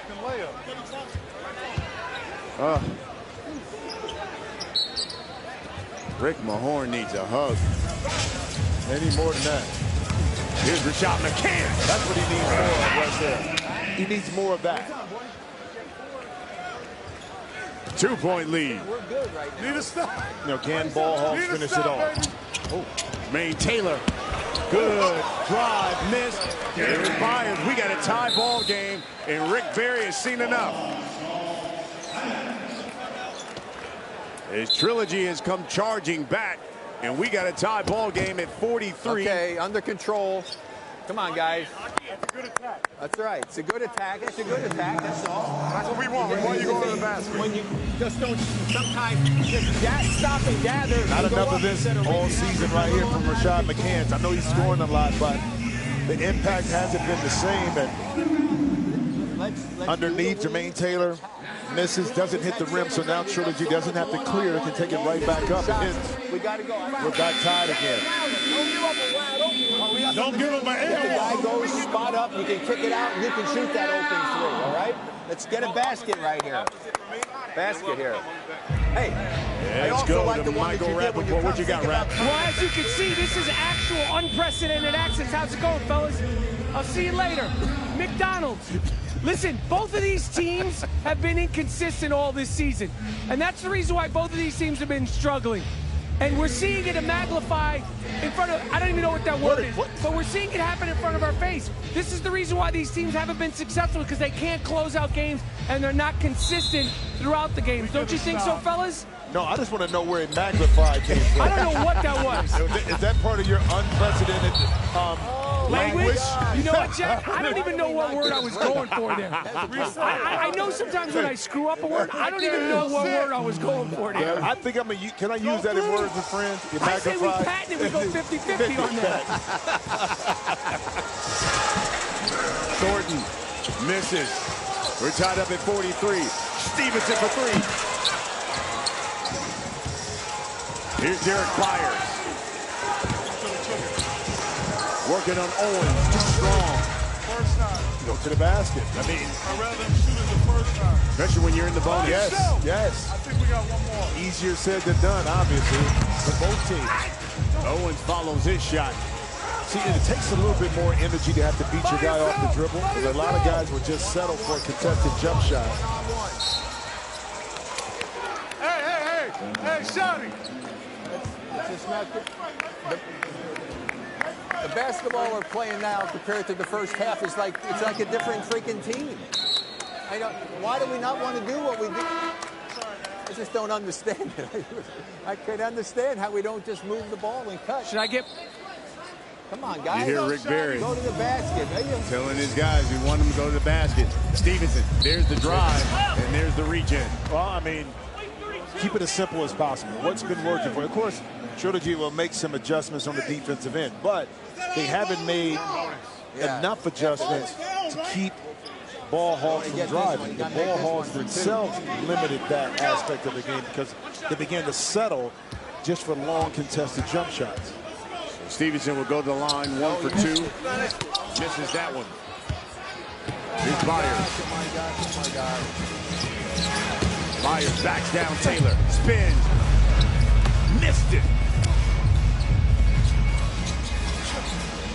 Now Owens. The pull-up. Wow, tried to bank that home. Now all of a sudden, both teams have fallen in love with the jump shot. So Myers lays that one in. 2-point lead for Trilogy. Let's go to Michael Rappaport. All right, I'm on the bench here, Scal. Your team is 45-43. Why are you on the bench right now with me? because I have unprecedented access, and I'm talking to you about your team's inconsistencies. Now, you seem to be confused that Trilogy complains a lot. That's what they do. You're on the bench. The people want to see you play. I say this might be a little cool. I'll get Mamba? Jermaine. Mamba. Not Jermaine. Mamba.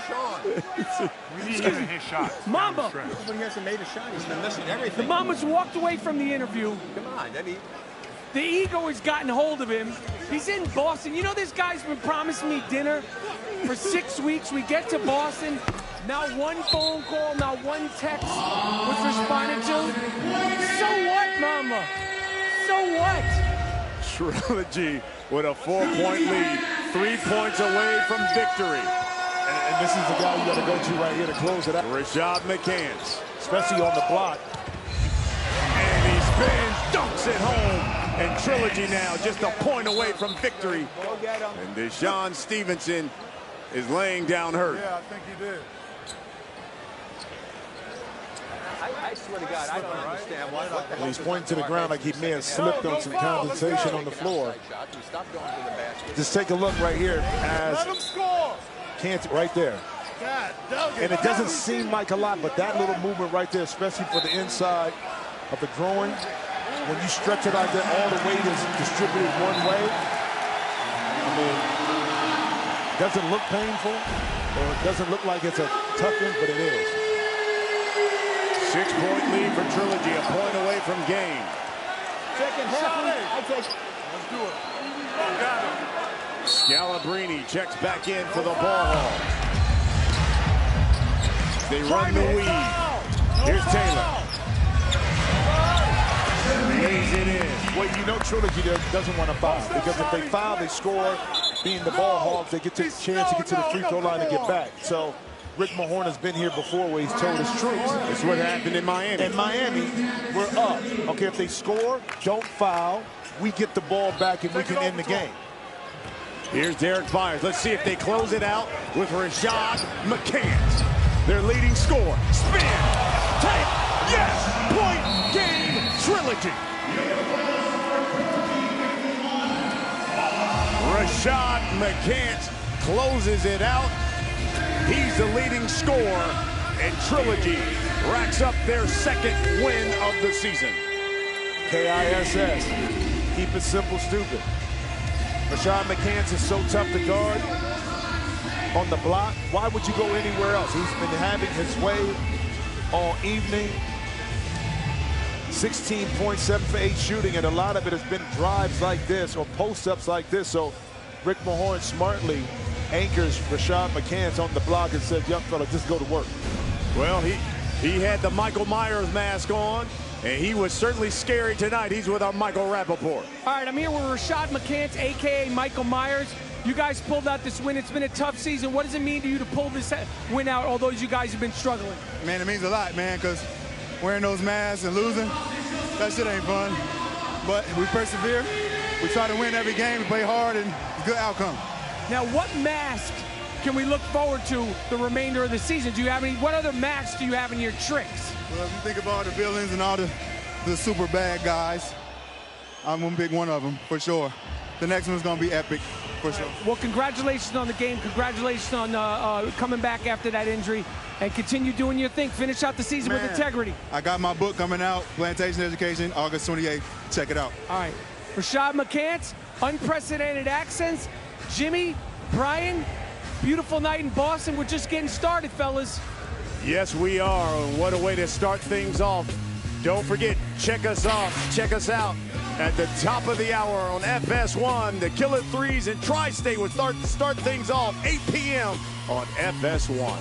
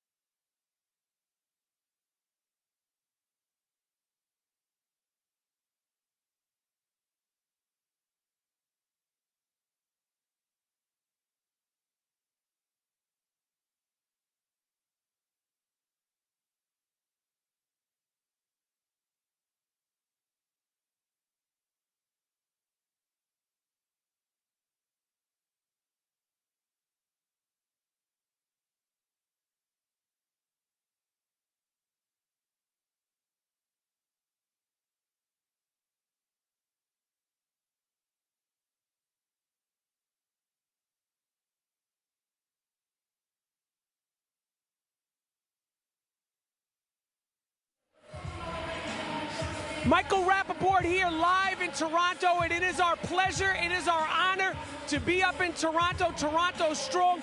It is week 6 of the Big 3. I have my patented, unprecedented access. I'm talking to players, I'm talking to coaches, and I'll talk to you. I'm taking questions all night long on Facebook, asking me about the Big 3, asking me about my Italian suit, asking me about the incident that happened to my hand.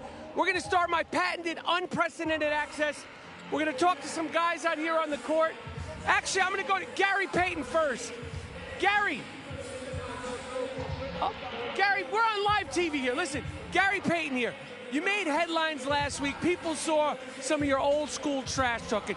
Now, I personally think you're the best in the business, any sport. Who would you say is somebody, when you would talk, would give it back to you the most during your playing days? Reggie Miller. Reggie Miller will give it back to me, man. Michael will do it. Larry Bird will do it. But Reggie will do it more.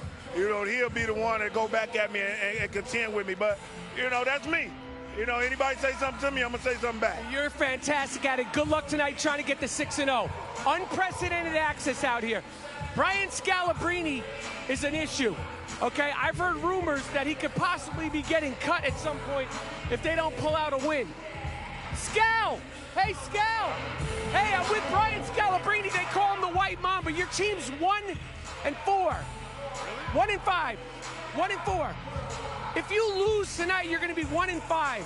Now, you're in jeopardy of getting cut. You understand there's rumors swirling. And if you get cut, not only will you be out of the Big 3, I can't speak to you anymore. You won't be my friend? No, I'm not going to speak to you anymore. Mike, that's only going to hurt you. The only reason why you're here is because I'm here.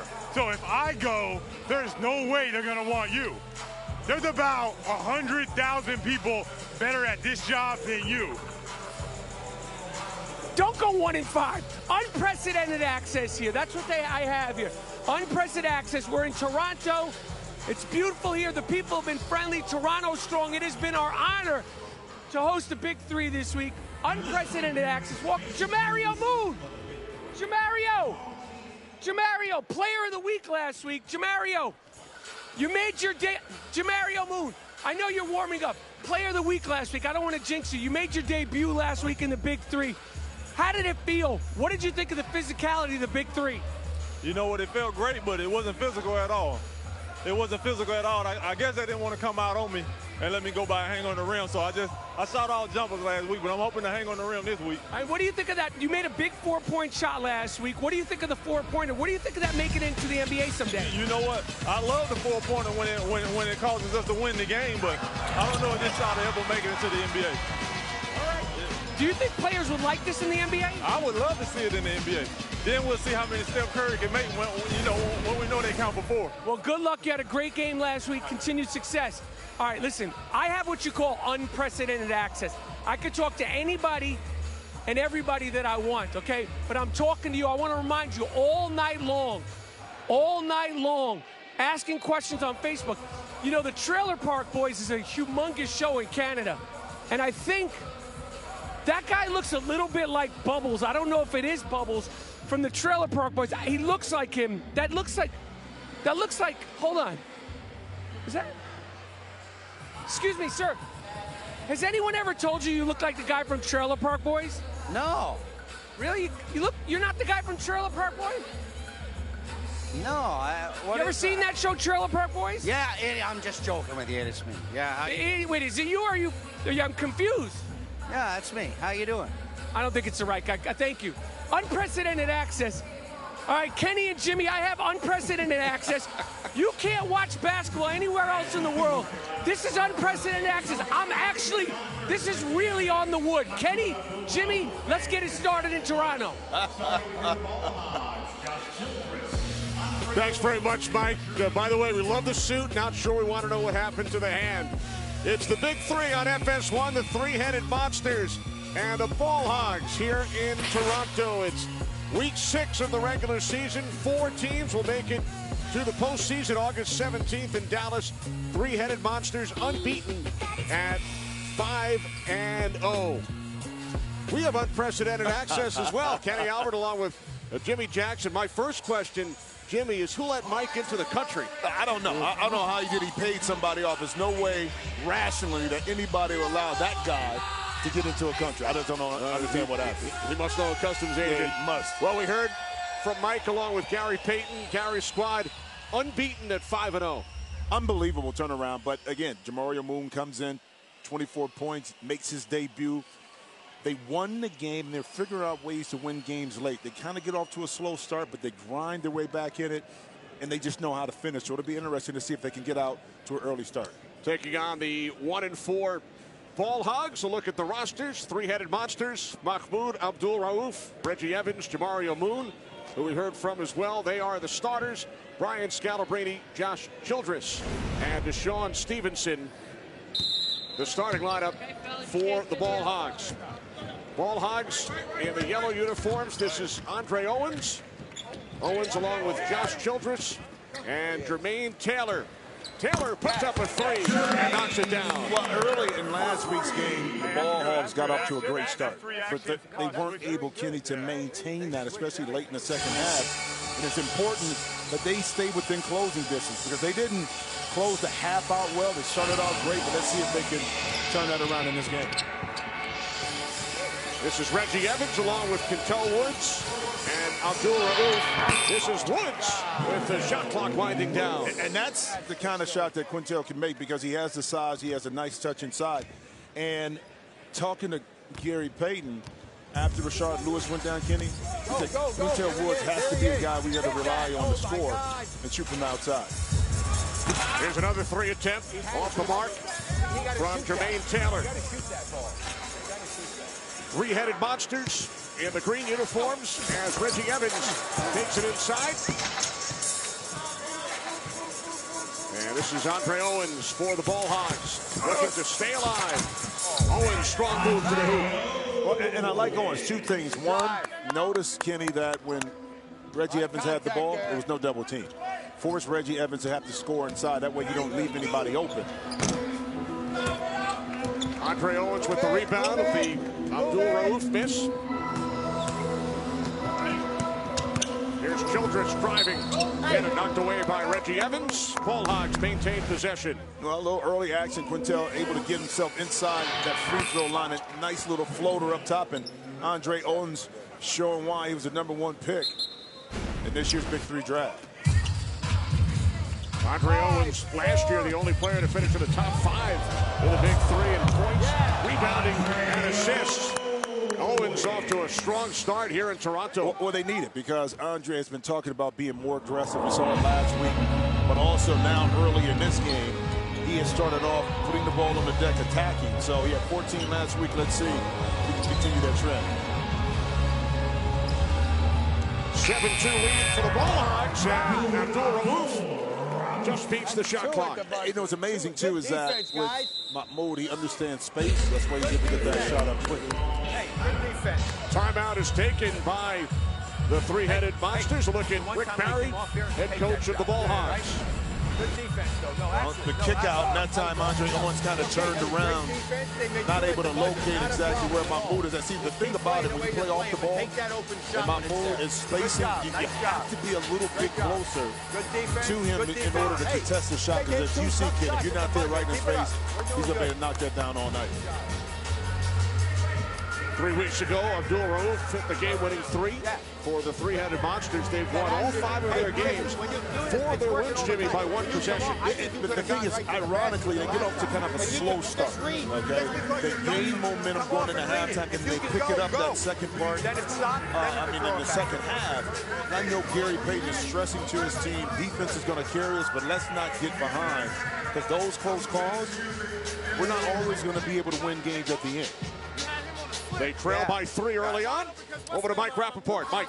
Guys, obviously the Ball Hogs have been struggling. 3's company is rocking and rolling. Jack, what specifically, based on what you're seeing tonight, do the Ball Hogs need to do, and can they actually achieve to win this game? Well, they're good enough to win, Mike. The thing is, like last week against Killer 3, they started off well, but going into halftime, they let the momentum go. Right. Okay, they can't allow the leads to stretch out for their opponents, but they have problems getting back in, so they can't get down early, especially going into halftime. First team to 50 wins the game. We will hit halftime when one team hits 25 points. 7-4 lead for the Ball Hogs. They could be eliminated tonight if they lose this game and if 3's company wins their game against Tri-State. Well, you know, Ball Hogs, the only thing they can do is control their own destiny by playing hard and winning the basketball game. So you got to play with a sense of urgency, knowing that you have to put yourself in a position to win the game. Here's Woods underneath for Evans. And Reggie Evans pulls the three-headed monsters to within one. Beautiful play that time. Reggie was able to seal deep inside, and the pass from Quintel Woods, outside left hand, led him right to the basket.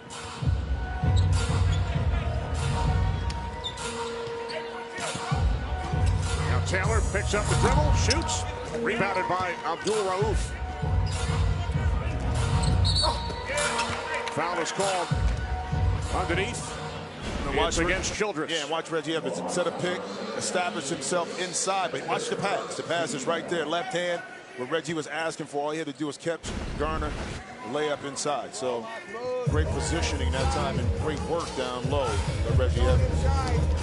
Three-headed monsters in green, coached by the Hall of Famer Gary Payton. Woods off the mark from three, rebounded by Andre Owens. Here's Childress, thought about shooting the three. Childress lays it in with the left hand. Yeah, that's a great decision. Instead of taking that three, he saw Reggie Evans, the way he closed out. He was able to get to the middle and took the bump contact, still able to get inside. Now Evans with a strong move, his second field goal. He's got to be up on him and expose and fight over what we talked about. Yep. 1 point lead for the Ball Hogs. Remember, teams play with a 14-second shot clock in the big three. Childress back out. This is Taylor driving baseline. Hey, thank you. Finally. And Kenny, for our viewers that maybe didn't get a chance to watch last week, I think what Clyde Drexler and Cube and Jeff did by adding a third official now allows, I think, the game to be cleaned up a little bit more, but also with some missed calls that were going on just because they're out of position. Now with three, you're able to cover more of the court, get the calls correct. Taylor had it stripped. We had a look at Ice Cube. Clyde Drexler, of course, the commissioner. Jeff Quatinich, they've done such a terrific job now in season number 2 as Jamario Moon checks in, replacing Reggie Evans for the three-headed monsters. What a debut for Moon last week, Jimmy, in Miami. Well, 24 points. He wasn't afraid to let it go, let himself just get out there and play. And ironically, his teammates responded by continuing to put him in a position to be successful. Quintel Woods from three, rebounded by Jermaine Taylor. Taylor does not get the roll, but draws a foul. Well, Jamario Moon in his big three debut last week, 8 of 9 from the field, 24 points, including the first ever game-winning 4-point shot in the history of the big three. When I tell you, when he came into the league, he was playing with the Cavs, a couple different teams, but he always reminded me of a Scottie Pippen type of player, long, athletic, could score the basketball. Wasn't the defensive player that Scottie was, but a lot of his attributes, and if you just look at the body type and everything, reminded me a lot of Scottie Pippen. Jamario Moon had his best season here in Toronto as a rookie back in the 2007-8 season, named to the All-Rookie second team. He started 75 games for the Raptors that season. I know the Raptors fans really appreciated his effort when he came in. It was a nice round of applause for him when he came into the game. So always good to come back to a place that you played and receive a nice ovation. Sean Stevenson has checked in for the Ball Hogs. Over to Mike. All right, I'm taking questions Facebook Live all night long. Evan asked me, who's talking the most smack out there? Well, so far, Gary Payton hasn't really started that much. Reggie Evans is a low-key trash talker, but so far this game has been a little quiet, but I'm sure that won't last so long. Joshua said, who's partying tonight, who we partying, and where we partying in Toronto? Josh, if I was to tell you that, then it wouldn't be a party. Bo said, who's been the best player this season?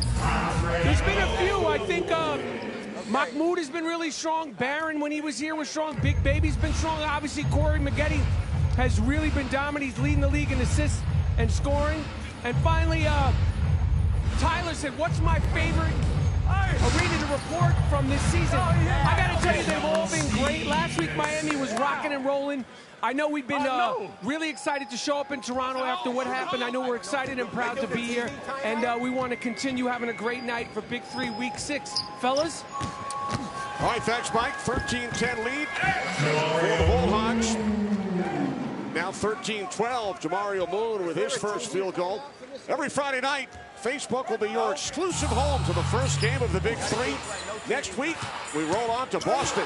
And all comes your way next Friday, August 3rd, live, 7 Eastern, only on Facebook. That question was interesting, like who's been the best player. I think the name that gets left out a lot is David Hawkins. I mean, unbelievable what he's been able to do up to this point of the season. Scoring the basketball, playing great defense, had another big game last week. It's the reason why Tri-State is 4-1. David Hawkins out of Temple University. We'll see him in the third game of the evening. 1 point lead for the Ball Hogs. Looking to stay alive. Record of 1-4 over the first 5 weeks. This is Owens over Woods. Rebounded by Jamario Moon.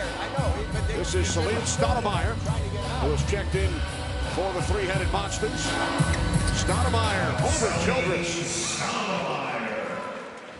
Salim right there, a little tricky with it. I like he was able to finish inside. Again, instead of settling for a jump shot, put it on a deck attack. Trying to get some two-point baskets. That'll loosen it up a little bit more. Able to stretch the defense a little bit now, get your shots. Timeout is taken by the Ball Hogs. They trail the three-headed monsters by 1, 14-13 in Toronto. Mike? I'm on the court with my patented, unprecedented access. Yes, it is now patented. Keep the Facebook Live questions. You see how Scalabrini walked past me and I flinched? You saw that? He makes me nervous. A lot of times when I'm not paying attention, he'll just smack me in the back of the head. Gerard said, love the unprecedented access. Who am I talking to next? That's for me to know, Gerard, and you to find out. Sonny said, is there a better entertainer than Ice Cube? Listen, there might be better, there might be bigger, but the guy is truly an icon. He's been doing it for so long. He continues to evolve, continues to reinvent himself, and he is truly a businessman. Jack, Albert, I'm surprised you guys haven't asked me about my hand. They're saying that this is the Willis Reed game of reporting. Yeah, right. You know what I want to ask you? What's that? Oh, you know we're on Facebook, right? Yes. Why are you eating on camera? Because you guys, for some reason, like your cues are off. I blame you. Why do you blame me? I'm eating a little licorice. I'm enjoying the game, and next thing you know, well, you Jimmy and Kenny are like, go to Rappaport. You didn't so want I'm to going to share? eat my Twizzlers. Are you going to share? Oh, yeah, absolutely. We take direction well, Mike. By the way, I flew up here with Mike yesterday, and he had unprecedented access when he was the first one on the plane. Hold it, did he tell you the airplane story? Did he brag about his airplane story, how he saved everybody? I heard about it on social media. He didn't tell you? Not personally. What? I'm surprised that he's that humble. Perhaps that's why he was the first one on yesterday. That's unprecedented access now. Unprecedented, and he travels. Look, for a guy to be a hero, watch this. For a guy to be a, look at it, he flinched right there. He's not even a hero. What kind of hero is that? And that was his guy, That's his guy. He's scared of Scal. That's why. So Brian Scalabrine has checked in for the first time.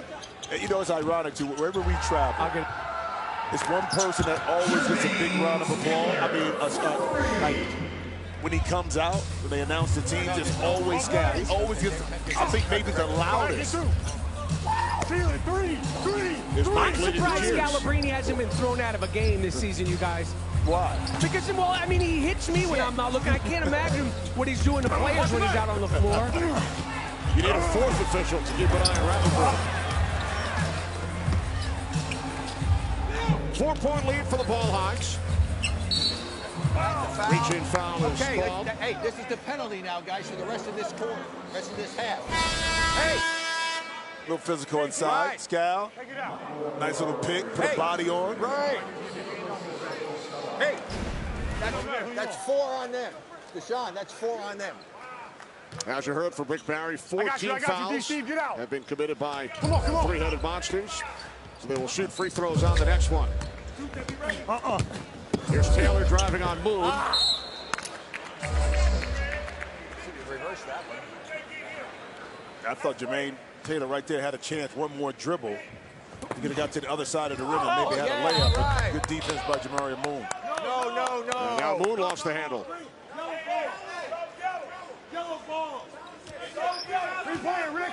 Wait, no. You don't want to waste your time out. Who did? Wait a second. We didn't challenge.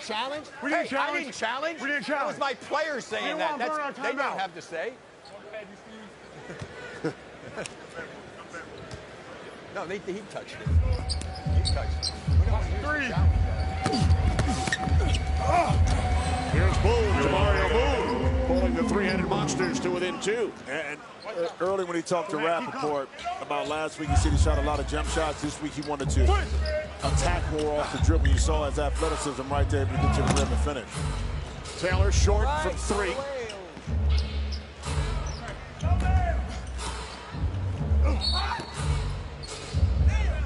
Oh, that's the weakest ever.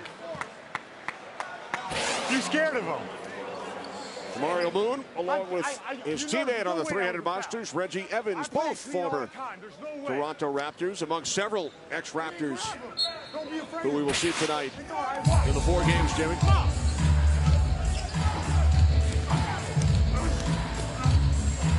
Here's Evans, who backs his way in on Scalabrine. Well, I mean, I think you have to allow Reggie to go one-on-one. I don't think you can afford to try to double team, because if Reggie can beat you down low, you can kind of live with that. But if you start to double team, now that it's going to leave you wide open for my move on the outside, it just kill you. Deshaun Stevenson behind the back after Scalabrine. Shot clock winding down as Stevenson fires and hits a 3. Great ball movement, and sometimes you give up a good shot to get a better shot. And that time the ball didn't touch the floor after it got out of Scalabrine's hands.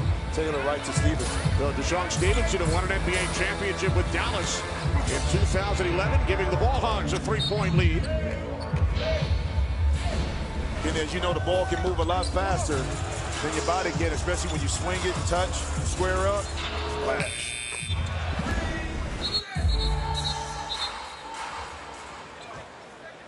Three-point lead for the Ball Hogs. Yeah, thank you. Mike, done with the Twizzlers? Yeah, I'm done with the Twizzlers, Kenny. Listen, if you want some, you could just ask for some. I got you. You know what's great about today's broadcast so far? The mics on the court, like Jamario Moon, like just going to the basket there, like hearing the dribble, the grunting, the breathing, like as a basketball fan, I love that. I love that, and I've only heard this much access between the players, the coaches, of course, what I do, but when you can hear a guy dribbling, grunting, and making the shot and hear the ball actually hit the glass, that's one of the great things about the Big 3, and I guarantee you other leagues are going to start following suit.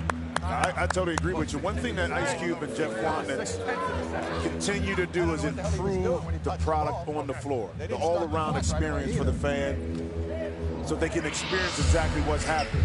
And that's why adding a third referee, putting the mics on the floor, all the little things that make the game experience special, they're attuned to.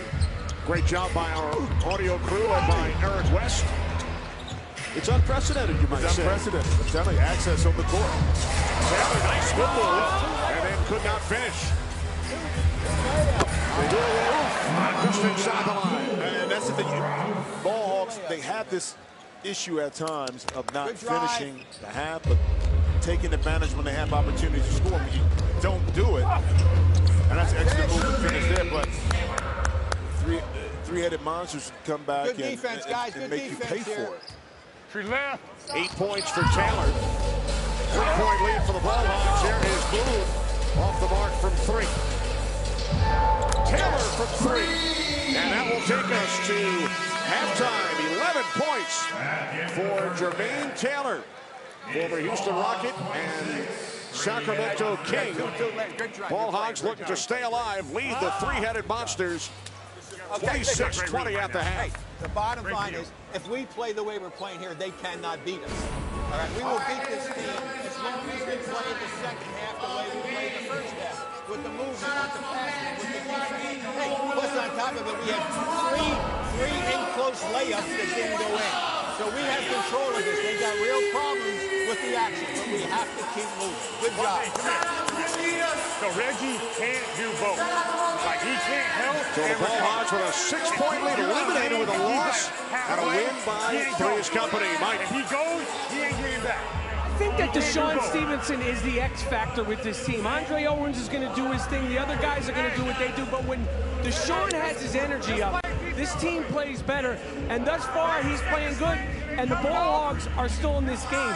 The questions are flooding in. Gerard asked me if Scalabrini got cut, could he do my job? Are you kidding me? Are you kidding me, Gerard? I'm a trained professional. Please, don't be disrespectful. Joy said, is Brooklyn in the house? How excited are we for the championship game to be in Brooklyn? I know we all are excited. Kenny's a New York native. I'm a New York native. It's Brooklyn. It's New York. It's the Big Three season 2. Hassan said Nate Robinson, Corey Maggette, or Baron Davis. Who impressed me the most? I have to go with Corey Maggette. He's been the most consistent, leading the league in assists and scoring. And finally, Will said, will I ever consider rocking a bald haircut? Will, that's just a weird question. I don't even know why I answered it, fellas. He'll answer any and all questions, Jimmy. Thanks, Mike. Ball Hogs with a 6-point lead over the three-headed monsters. What I like, though, Kenny, is that they finish out the half right. And what I mean by that is that they were able to score and close out and maintain the lead. And a lot of times we've seen them give up the lead, and now they have to scrap from behind. The momentum has swung to their opponent. But now they have a lot of confidence, but a lot of it has to go back to this. They understand what's at stake. You lose this game, you're out of the playoff picture. They want to continue to move on and put themselves in a position to be in Dallas in a few weeks. Only going right. I told you he was right. Take his right hand away. One of the 50 greatest Take his right hand in away. NBA history. A 12-time All-Star, the only player to lead the NBA, the ABA, and the NCAA in scoring. Rick Barron. Well, unbelievable accomplishments. I mean, just to lead one league, whether that's college, NBA, ABA, in scoring period is tough, but to do all three, I think it goes back to his ability. And some guys are just professional scorers, Kenny. They can just score from anywhere, and Rick Barry epitomizes that.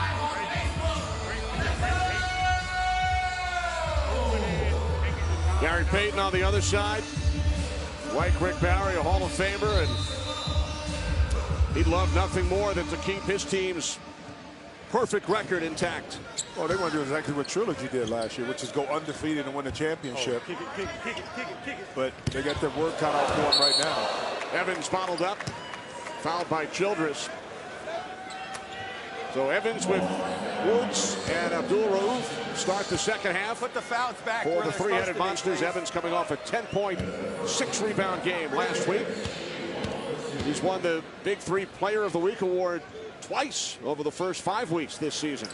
Well, he's came back with a kind of a renewed energy, an improved offensive game, where now his teammates trust him enough to give him the ball on the block and know now that he does have the ability to finish. Get the fouls Foul back. committed by Reggie Evans.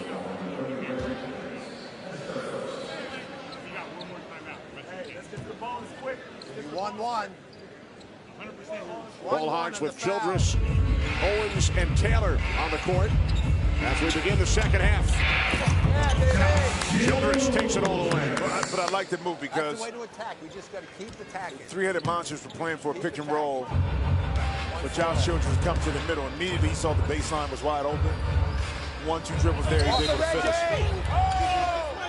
No. Again, it's all about recognition, Kenny. I'm challenging that. He saw Reggie Evans was playing for the pick. Reggie jumped to his left side. He was like, to his right side. You called he's able to go baseline his right green here. ball, right? Reggie trying to run through. You said green? You said Andre green? Owens. I'm challenging. Yeah. Rick Barry does not agree with the called green call ball, made right? by the officials. You called green? I'm challenging. I think Reggie hit. Well, let's go back to this. Earlier, when they thought it was a challenge, he didn't want a challenge. He made sure he wanted to hold on to that at a better situation at a better time. So let's see if it will pay off for him. Josh, you come right here. Yeah, the entry pass coming in. You see Childress has his hand and it touches his hand there. Does it go on from Reggie? I can't really see his Reggie Evans' left hand. Maybe from this angle. Yeah, looks like it did. Yeah.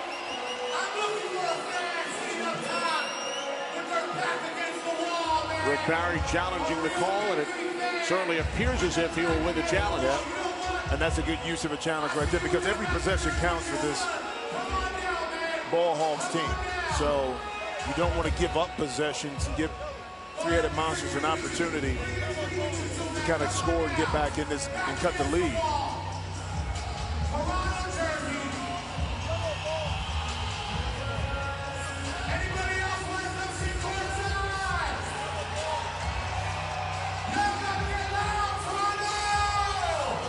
Players checking it out on the big screen here in Toronto.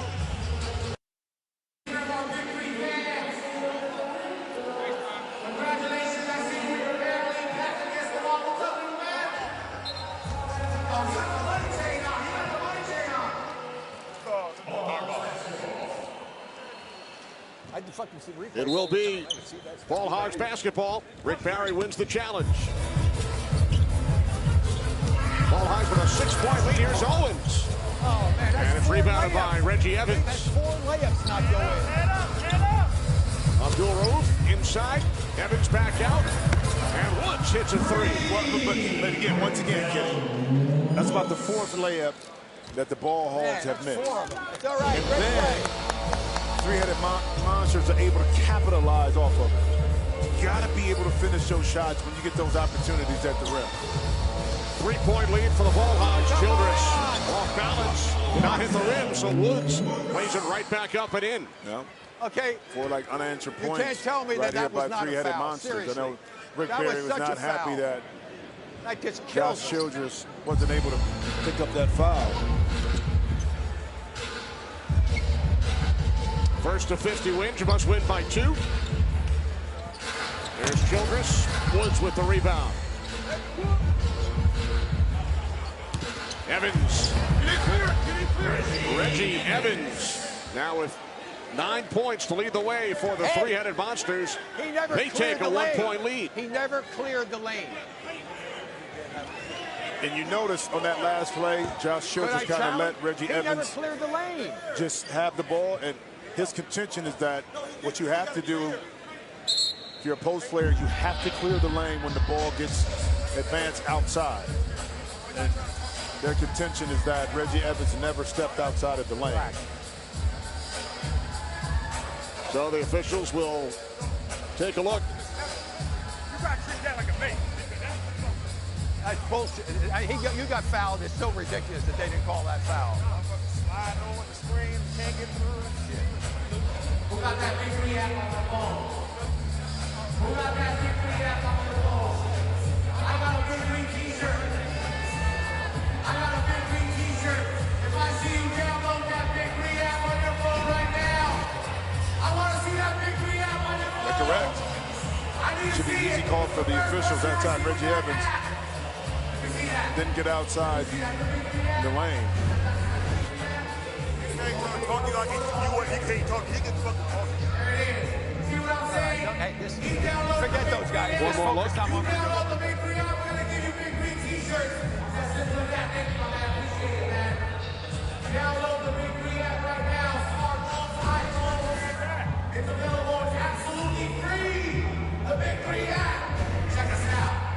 Yo, the big 3 info right now. A little highlights here. Ball Hogs able to get down the lane, and this is the play right here where Coach Rick Barry was unhappy that Josh Childress didn't pick up that foul on Reggie Evans, saying there was a lot of physical contact, and Reggie was able to nudge Josh with his chest just enough to throw that shot off.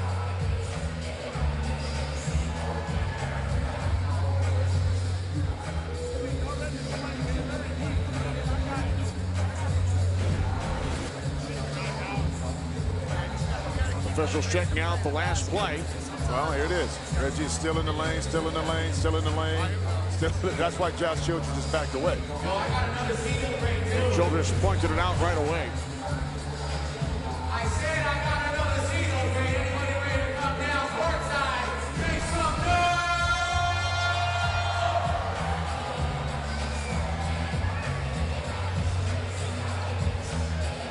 He never cleared. He never cleared. These guys got possession. They got possession. He was already outside of the lane. He walked into the lane, and that's when he laid the ball up. So he stood in the lane. So when they got possession, he's outside the lane. He walks into the lane, and that's what we got. So So the basket will stand. Well, what the officials are saying is that on the possession, he was outside of the lane, and then he walked into the lane. 7 straight points for the three-headed monsters, Mike. I think the question is how many Big Three players, coaches, and referees does it take to review a call? They should have asked you to come in. Listen, I'm the only one who saw it. I'm the one with unprecedented access. I'm standing on the court during the game, and that was a... What'd you see? Listen, I'm not gonna second guess the decision. The decision was the decision, and it is fine. But I do. And I just want to let you know something. I have lawyers paying attention. Every time you guys say unprecedented access, you're putting yourself in breach. Okay? I have a patent on that. I have a patent on it. Like Pat Riley has 3-peat, I have a patent on unprecedented access. I'm just saying. We want to hear you say it 10 times in a row, as quickly as you can. I'll gas myself out. 3-point lead for the three-headed monsters. They've scored 9 in a row. Childress off the back of the rim. This is Kentel Woods into the paint. Reggie Evans up with the left hand, and Andy has 13 points, and that's 11 straight for his team. Well, he initiates so much contact. That time he just put his right shoulder right into the chest of Josh Childress. Was able to back him up. But this is the time right here where there it is. Ball hauls now. They can't settle for jump shots. You have to continue to attack off the dribble because now you've gone into a scoring slump. That allowed three-headed monsters to come back and take the lead. Brad put it into the run. Three-headed monsters lead by 3. First team to 50 wins the game. Here's Evans. Evans has had the hot hand. It's chased down by Jermaine Taylor. Taylor spinning inside on Woods. Beautiful move. I mean, quickness and then able to change directions, keep the spin move tight enough that allows him, once he came out, Kenny, to still be on balance and finish right at the basket. 13 for Taylor. Kick basketball. 1-point game here in Toronto. Yeah, quick move, stop, bam, spin move right into the heart of the defense and able to finish. Instead of going wide, he kept it tight. Jermaine Taylor did. He get an easy finish right there.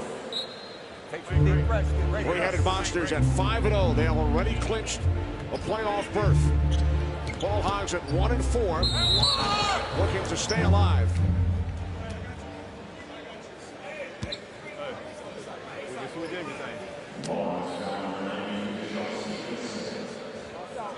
Back to Mike. I think I have what is the question of the year. Sense of humor, wit. William asked me, is the 4-point shot still worth 4 points in Canada, or did we convert to the metric system up here? William, very witty question. It is still a 4-point shot. It is still very valuable. It is still in play. I think when the Big Three goes to Europe, they might consider changing it, though, because of the money system. Great question. Ball touched the rim. With the exchange rate, it might be worth 3.5 points. Oh, it may be. I'll tell you what, it's expensive. You know, I'm a cigar smoker, man. I went to a shop here and I looked at some of the prices. I was like, jeez. Yeah, but you feel a little better once you see what it costs in the U.S. Well, I got a great connect, so my connect is always pretty good. You know, you always got to have a connect here. Somebody can take care of you. Why does it not surprise me? Yeah, see, I have unprecedented access on great connects on Cuban cigars. Unprecedented. Unprecedented. My lawyers are listening to the game. You're playing with fire. We're not attacking like we did and moving like we did before. I got some great questions here. Facebook Live questions. Ask me, how would Phil Jackson be as a big three coach running the triangle offense? Jimmy, what do you think about that? Can you run the triangle with just 3 players? Yeah, you can. But you can run it on one side of the court. I think it's actually tougher to guard because there's so many cuts and moves that you can make without trying to beat somebody one-on-one. Guys don't want to switch. Guys late talk. You get some backdoor cuts and jump shots. All you do is read the defense. Maybe Phil comes out of retirement. That ain't gonna happen. Can't pay him enough. Yet another review. Question is, did this shot hit the rim? Yes. Easy decision right here. Won't even need Michael Rappaport for this one. Did you say Michael Rappaport? I did. Oh, okay. If you need me, trust me, I have access anywhere in this building. He did not say unprecedented access. No basket. Yeah, we got to help. Shot did hit the rim, and they did not take it back out. 1 point lead for the three-headed monsters here in Toronto. Stevenson on the floor with Owens and Childress for the Ball Hogs. This is Owens guarded by Woods. Sean Stevenson puts one up over Jamario Moon, and it's rebounded by Reggie Evans. Yeah, tough shot right there. That time by Deshaun Stevenson trying to get over the top of a longer Jamario Moon.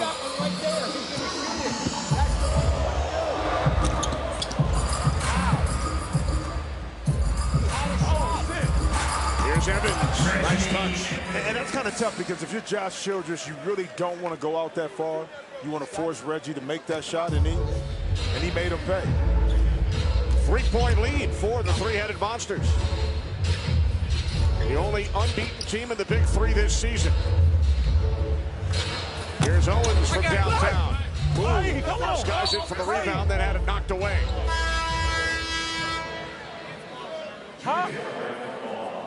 Jermaine Taylor checks back in for the Ball Hogs, replacing Andre Owens.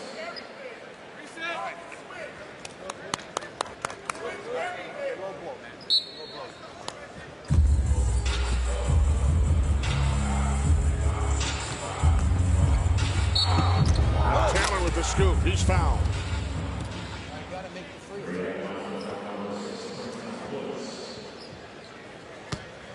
There it is, guys. The 4-point circle. 9.1 meters, 30 feet from the basket. So you ask, we answer. We always got the solution, the answers here. That's what we do at the Big Three, baby. Peter Greasy, run some numbers there, got it. So answered Facebook question. Peter knew it off the top of his head. No, he was already calculating. No calculator needed. No. There's Evans with the left hand. 17 for Reggie Evans.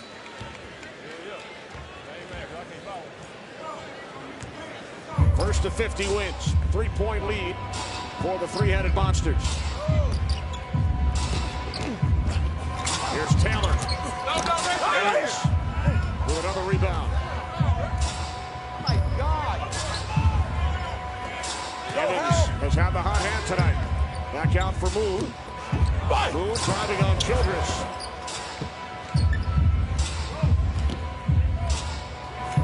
Here is Taylor for three. Childress takes it inside. That's the way to keep the ball alive. That time I thought Jermaine Taylor thought about that shot too long and really didn't have his feet up under him. But luckily they were able to keep it alive and get a basket inside. 1 point game. Three-headed monsters with the lead. Off the steal. Ball Hogs now with an opportunity to go back on top. Childress. Nice move on Evans. Oh my gosh. But he did not get the roll. Well, you know, and that one was tough because it's another missed layup. But Reggie kind of pulled the chair from underneath Josh Childress, so he really wasn't on balance to finish that. But it still goes down as another missed opportunity.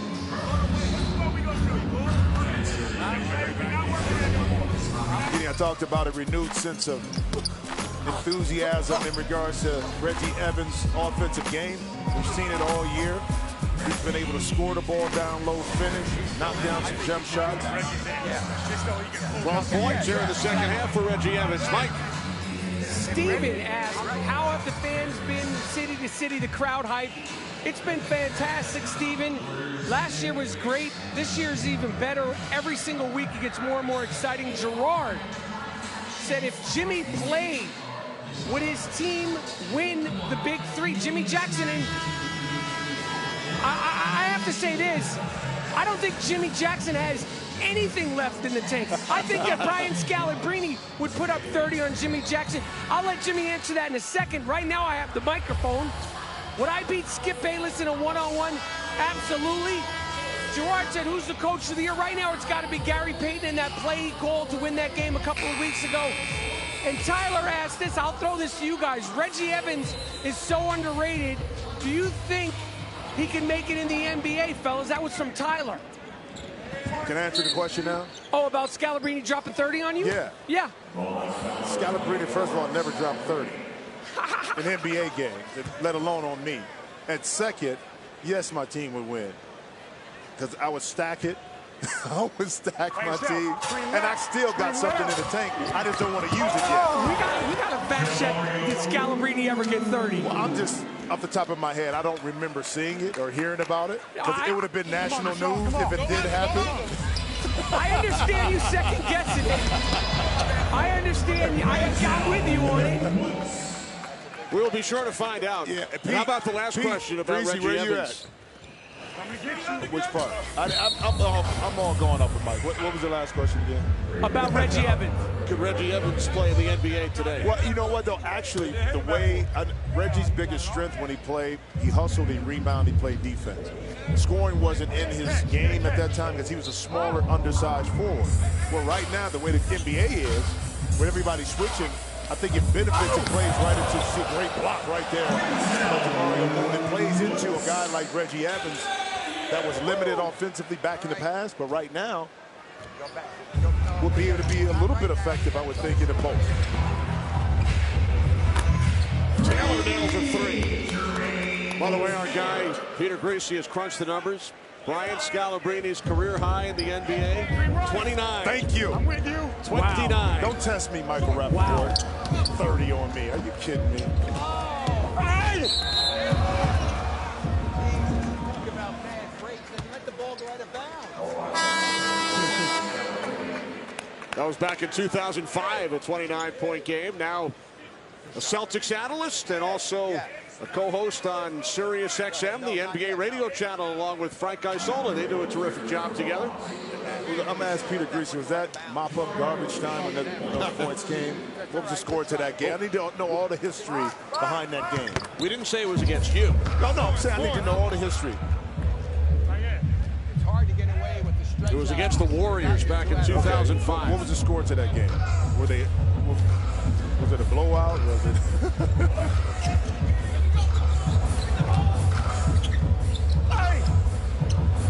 Deshaun Stevenson. Gotta get a stop. Remember, you must win by 2. First team to 50. Three-headed monsters now at 45. Woods into the paint. Evans fouled up by Owens. Green ball. Green ball. Nice help. Brian Scalabrine's Nets won the game by 14 over the Warriors when he scored 29. Yeah, so it must have been a wider margin of point spread in order for Scal to be in the game that late. Deshaun, come over here. Set a screen for him. We're going to... Yeah. Stay right here. Deshaun, go to the corner.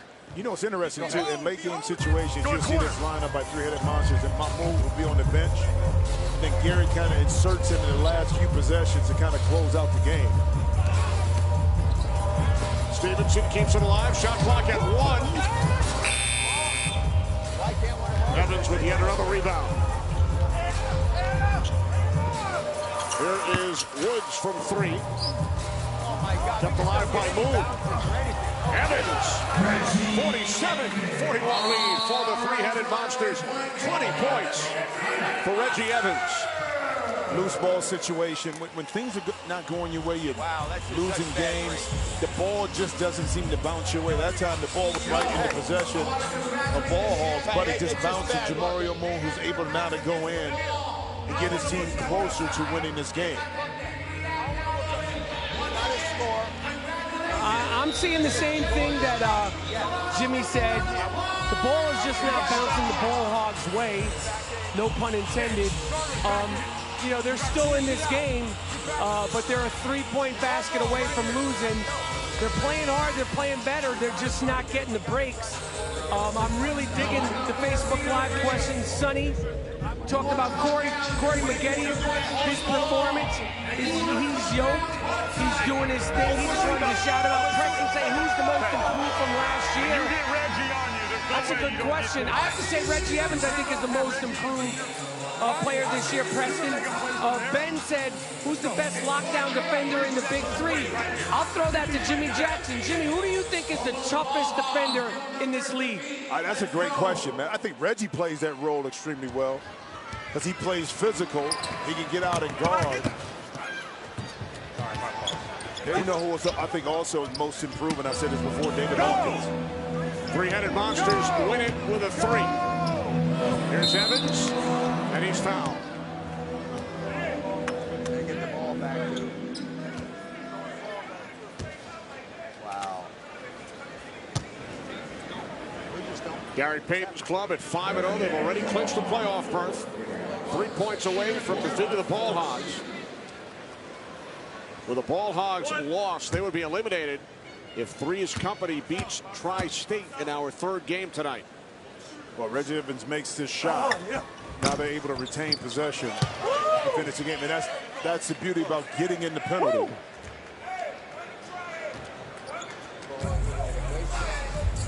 A free throw plus possession. 2 points on the free throw. And why not go to Evans? He's been able to score at will all game. See if he can close it out. Shot clock violation. And that time Reggie should have shot it. And he's pointing to Gary Payton and saying, yeah, that's my bad. I should have put it up. That's why you go to him. Here's Childress spinning inside.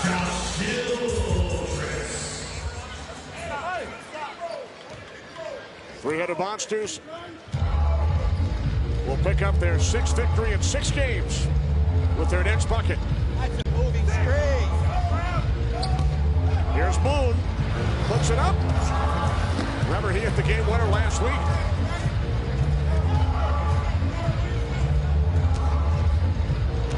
Here's Owens. He's fouled by Kentel Woods. They're not in the building, right? I know.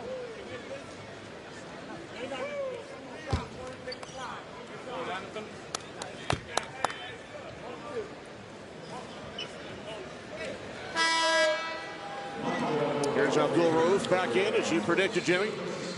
Again, you bring Mahmoud back in. You're going to run a pick and roll with him. And you're going to force the defense to have to make a decision on how they're going to play that pick and roll. In particular, if you run it with Jamario Moon, who can step back and shoot.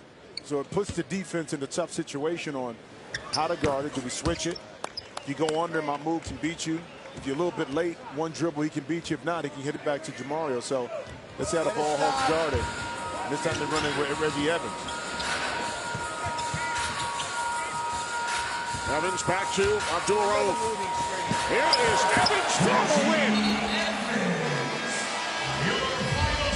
So the three-headed Monsters remain unbeaten at 6-0. The Ball Hogs drop to 1-5. Again, Mahmoud puts you in a situation. How do I guard the pick and roll? Josh Childress has to come up a little bit in order to force Mahmoud not to have an open shot. And as a smart, intelligent point guard, what do? Don't have the shot. Got an opening pocket pass. Easy money that time for Reggie Evans. Evans finishes with 24. The three-headed Monsters outscore the Ball Hogs in the second half, 31-19. 6-0. Gary Payton's three-headed Monsters heading to the postseason. Ball Hogs drop to 1-5. Join us at the top of the hour. 3 more games coming up on FS1. For Jim Jackson, Mike Rappaport, this is Kenny Albert. So long on Facebook Live.